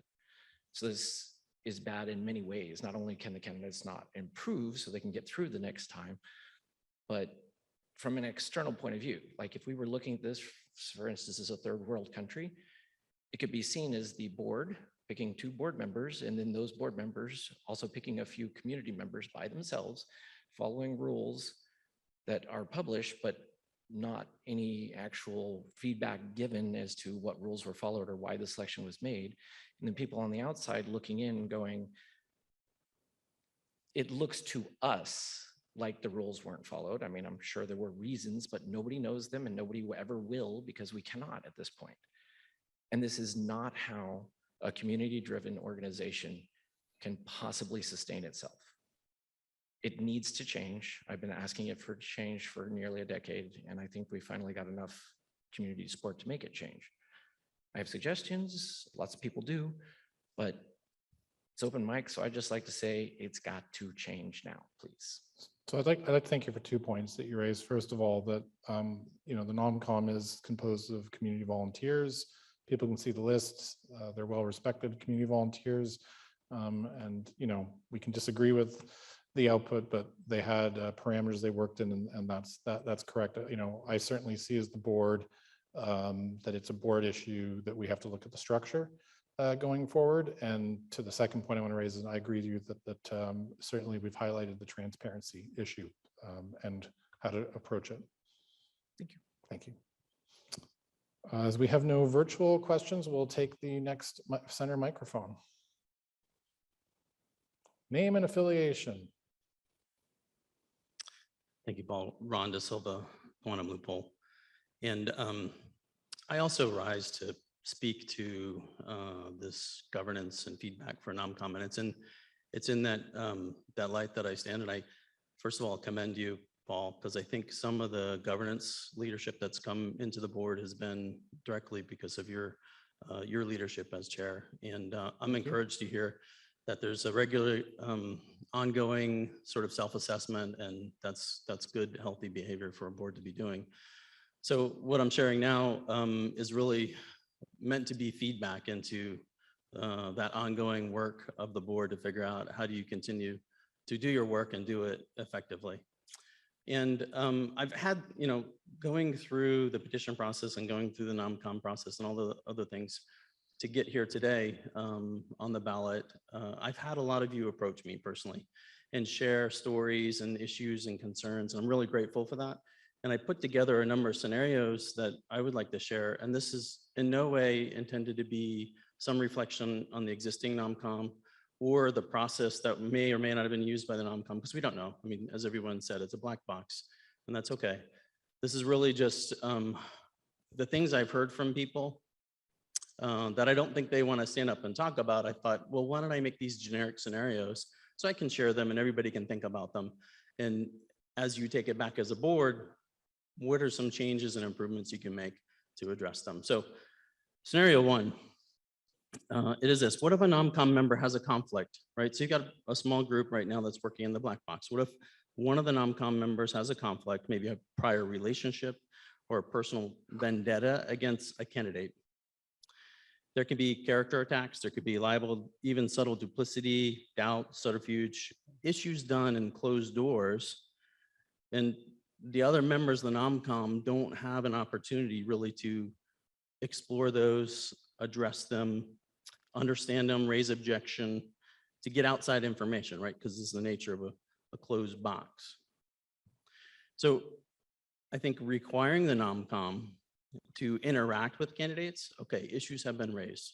So why don't you have the NomCom then interact with the candidate in the process of the evaluation? In particular, I think, Mike, you were saying the NomCom shouldn't be deselecting candidates. That's one issue I think probably good for you guys to take back and think about. But assuming the role of the NomCom is still to ensure you're putting forth good candidates, and one of the things that the NomCom does is assesses background information and gets character information, but you need to take that, I think, in an accountable way back to the candidates and have a dialogue and explore, here are issues, what say you, right? Scenario number one. Scenario number two kind of illustrates the same thing. What happens if a member of the NomCom has a direct material business relationship with somebody outside of the NomCom? Let's call that person Richard. And the NomCom member is being held hostage or being pressured into certain outcomes of the NomCom process that are in the interest of outsider Richard. Again, this previous or future promises of business can be used and held against that NomCom member. And if other members of the NomCom see, one representative behaving in a way and don't have an opportunity to get the candidate's perspective on, hey, what are these issues that are being raised? Why is this pressure being applied? I think that's unfair. And it doesn't really provide that accountability of the NomCom to the membership and specifically to candidates. Scenario number three, I have four. Thanks. Scenario number three, what if a NomCom member knows non-public information about a candidate? Let's call that candidate Merv. Where another member of the board was, say, a prior victim of Merv. Is this information discussed in closed doors about Merv and the prior behavior? Is that appropriate? Is that something that Merv should be called in and held accountable to and asked to explain, these are the accusations we're hearing? And these could be private accusations, things that are not known in the public domain. But again, it reflects the need of the NOMCOM to be able to vet that with the candidate and understand this is what's being presented, this is what we're being told, this is what we know, and this is a reason why we're not going to advance you. What say you? I think that's fair. Now, scenario 4, slight variation on that. So let's say the victim in scenario 3 was named Mary, and Merv was being accused of some bad behavior against Mary, but in fact the roles are reversed, and maybe there's a standing relationship between Mary and Merv, and this is a reverse discrimination from Mary because of not liking the way the relationship fell out. Again, right? You've got all this stuff that can happen in a closed door situation, and I think the one relief valve that's missing is a requirement that the NOMCOM engage with candidates. Right now, NOMCOM does stuff all by themselves. Candidates have no idea what's going on and have no opportunity to explain issues or concerns that may be raised. So I thank you for that. I thank you for stressing the hypothetical nature, and I assume this is just, as someone said, geniuses in war, just some scenarios as people have evaluated that. That's right. Obviously, if there was any data that people had that stuff had occurred past or present, I urge you to approach us and let us know. So if I think I heard and summarized. So first you talked about communication with the candidate, of which there is now, in the sense of that there is an interview, which for those not aware, is actually done by a third party professional, HR professional who does an interview and reports back. So perhaps that could be factored into that process. Your second one, I think I'd summarize is you would like us to review strongly, and I'd probably involve our counsel, obviously, and ensuring that we have the strongest conflict of interest processes in place. I think that was 2 and a little bit of 3. And just remind me your fourth one, sorry, again. I think that 18 years is, I guess I can't remember. It's that. okay, Paul. I think they all illustrate the same. Okay. And you're right. I mean, these are all hypothetical things I was hearing from conversations amongst the community. And it's just illustrating the. Yeah, sorry, the fourth one was also a bit of a conflict of interest. Yeah, there's a Okay. conflict, and I mean, you resolve some of those conflicts by having dialogue between the Candidate, NOMCOM yes, and yes, I think I took that as, so yeah, the 2 main ones is just ensuring that data the NOMCOM is using, that there's an opportunity for the candidate to have a response, is what I'm hearing. Yeah, I've heard like asks about, well, how is ICANN's NOMCOM? How do they do it? I used to serve on the board of ICANN, and seeing that process is a little bit different. And I'll take a moment just to share that difference. Please. Because the ICANN NOMCOM, for one, I mean, they do have interactions. They interview directly with the candidate. So there is this dialogue that happens. So that's different. And I just talked about changing that. But also they make the final decision. They're not creating a ballot. They're not creating recommendations for somebody else to go elect. They're actually doing the decision process. So it's a little different than what happens here. We do, and I know there's disagreement on my position on this. We do obviously have the built-in safety valve, which is the petition process. I know some feel that shouldn't need to be there, and that the first bit, but obviously we see that as a success in that standpoint. But I take your point. I think the main challenge that's been is timing. Elections at ARIN really get off the ground in January. So not to say that couldn't be incorporated, but that's always the struggle, is that these processes open up. I think in order to do that interaction, it's just expanding the amount of time that would be required, and we just have to factor that in. The second half that I've heard feedback on is really regarding transparency, and that's a very simple one. Having a list of candidates publish. This is the list of nominees, right? Publish.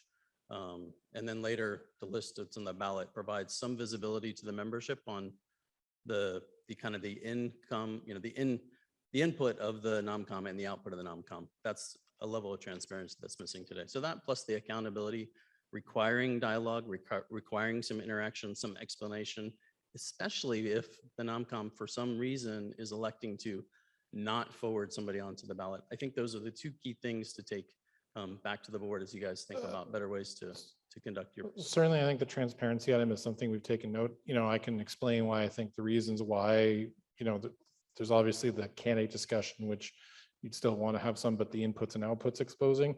I think there was reasons for that, but I think this discussion certainly has given good argument as why that may no longer be valid. Again, I don't want to prejudge the board output, but that's certainly something we're taking into account.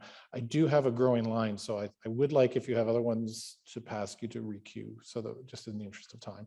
Just a quick thank you again for your long-term of service. That's all. I'm sorry, we don't have time for that. Please go on. We're going to go to the remote. We have a remote. We have a remote. Rob Seastrom, ARIN AC, Clue Trust, Capital One, but speaking for myself, just in case I'm stealing this. things are not on official record in chat, I wish to add my +1 to the sentiment that something has got to change in the NOMCOM process, and I am hearing good ideas here and hope to hear more. Thanks, Rob, for that, and appreciate and agree. Let's go to the center microphone. Hi, Chris Wickfield, Twitter, ARIN AC alumnus. So Ron mentioned one aspect of the suggestion I was going to make. I fully understand why, I like the idea of showing the inputs and the outputs. There is a concern over candidate privacy. Not every Yes. nominee wants the world Yes. to know that they were not selected. Yes, that you have hit what is, I believe, the original founding of that, and something we're going to have to balance. Yeah. That said, where I'm going with this is, could there be transparency in aggregate, list the number of nominees received, possibly the number of nominations that were not put onto the slate for broad categories of reasons, that could provide additional transparency without compromising the necessary privacy that goes into the NOMCOM process. Just want to float that as an idea. It's certainly possible. What we're trying to balance, and those have had a chance to review the board guidances, we're trying to make sure we are a membership in an open organization. At the same time, I think we said we benefit from having diverse thought around the board. And that's, I think, one of the goals. If people are wondering from a NOMCOM, it's not just about qualified or not, it's also about ensuring that we have different skill sets and also just different industry backgrounds, that we have people who can, again, as I said earlier, it's a lot different than it was 25 years ago when there was the ISPs and end users that were mostly large co and academics. We have, a much blurrier set of organizations using that, and we just try and fit it in what is currently our very small board. So that's what they try and outcome. But certainly it's within the realm of possibility. Okay, thanks. Thank you. And thanks again for your long service. Sorry, we don't have time. Wish you. Thank you for that. I appreciate it. Microphone. David Farmer, University of Minnesota. I just wanted to get up and thank you all for coming to Minnesota. And if you have some time before you go out to the airport, enjoy some of our parks or lakes or take a nice walk over by the river. And I will assure you that it's not cold out there. That's just a normal November day out there. Thank you. Of course, it's a normal. As somebody from a northern climate, this is a balmy, warm day. What the fall day? What are you talking? Just thank you, Dave. It's been very good to be able to end here out in Minneapolis. We should start closing in a time perspective. So just so I can manage time, if you are going to respond, please either get in line or start at least typing, just so I can make sure I allocate. I may have to cut down on response times. Center microphone. Kevin Bloomberg, The Wire. David, could you turn up the thermostat? NOMCOM, we'll start with that. I got two things. One is the NOMCOM. I've been on the ARIN NOMCOM a number of times. I've been on a number of other organizational NOMCOMs over the years. Please thank the people that do a job that is painful, that they never get thanks, they get a lot of grief. Things go bad one year, things go great the next, but ultimately these are people that are volunteering their time to get shit on. Now, that being said, however, right. This is an organizational, and it's not just an ARIN problem. I've seen it across the board. There are absolutely things that can be done to improve the process. Most of that is not having the organizational historical information from year to year, not about the candidates, but about the process. You have to have a lot of pre-done, really well done by previous nomcoms that get added on, so that the nomcom isn't wasting its time trying to come up with how do they gauge this year those candidates. Have a good matrix, allow a good process that can be run. And this whole thing about, oh, transparency, this, transparency, that, have how it's done transparent, but the actual secret sauce that goes into that work, you have to have the privacy for the candidates and for the nomcom members, because otherwise nobody is ever going to want to sit on a nomcom. Yes, I like to echo that. You know, regardless of views, if you do feel it, please find your local nomcom member and thank them for their time. They spend a huge amount of time on that, and I would hate to see us discouraging people saying there's no way I'm going to just sit on that committee. So we need to encourage that. Whatever it is, certainly, as I've said, the feedback is all well received, and the board sees it firmly in its issue and problem to solve. This is not the nomcom's problem to solve. Thank you. The second one is about RPKI and IRR. At NANOG. I mean, there's stuff we're going to talk about that's not nomcom? Yeah, absolutely. At the NANOG end of March 2022, non-auth IRR is going away. Yep. Which is great. But we have a lot of people that are sitting under legacy without any services, no IRR auth, no RPKI. And that is a detriment to the routability of the internet. It has an operational impact. I know that there are legal reasons why you don't want to offer the services to an organization that hasn't committed to a contract. I understand all of that, but it is a massive detriment. And this game of chicken that is going on between legacy holders who won't sign and the routing security that has to go on is reaching a stalemate that is going to have a negative impact. I don't have a solution, but the current stalemate that we're seeing, where we have all of the space that cannot be offed in IRR and cannot be put into RPKI, is problematic. I think this is John. What is chance for you to say something? You said you don't have a solution, though. I do not have a solution because it is a stalemate. Well, in this region. It's been a stalemate for decades, and there's many IRRs and many alternatives. The ARIN one has got 10, 20-year-old stale data in it that people routing on probably shouldn't be routing on. But we can continue this indefinitely. We can keep bad data out there for people to route on. But the right thing is to get accurate, updated information or people who want their address blocks routed in ARIN's authenticated IRR or in any of the other IRRs that people are using. The point is that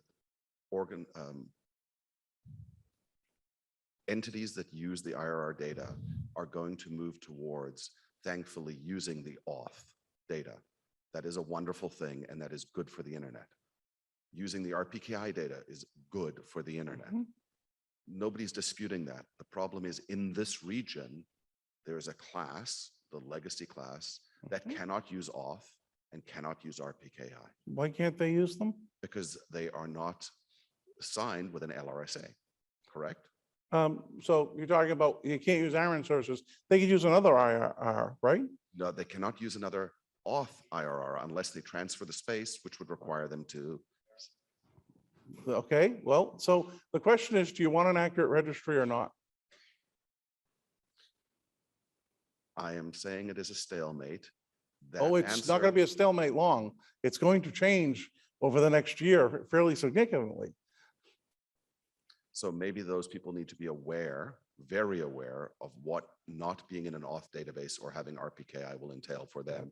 That is an education campaign, because when their routes suddenly start disappearing off the internet, they're not going to understand why. Right.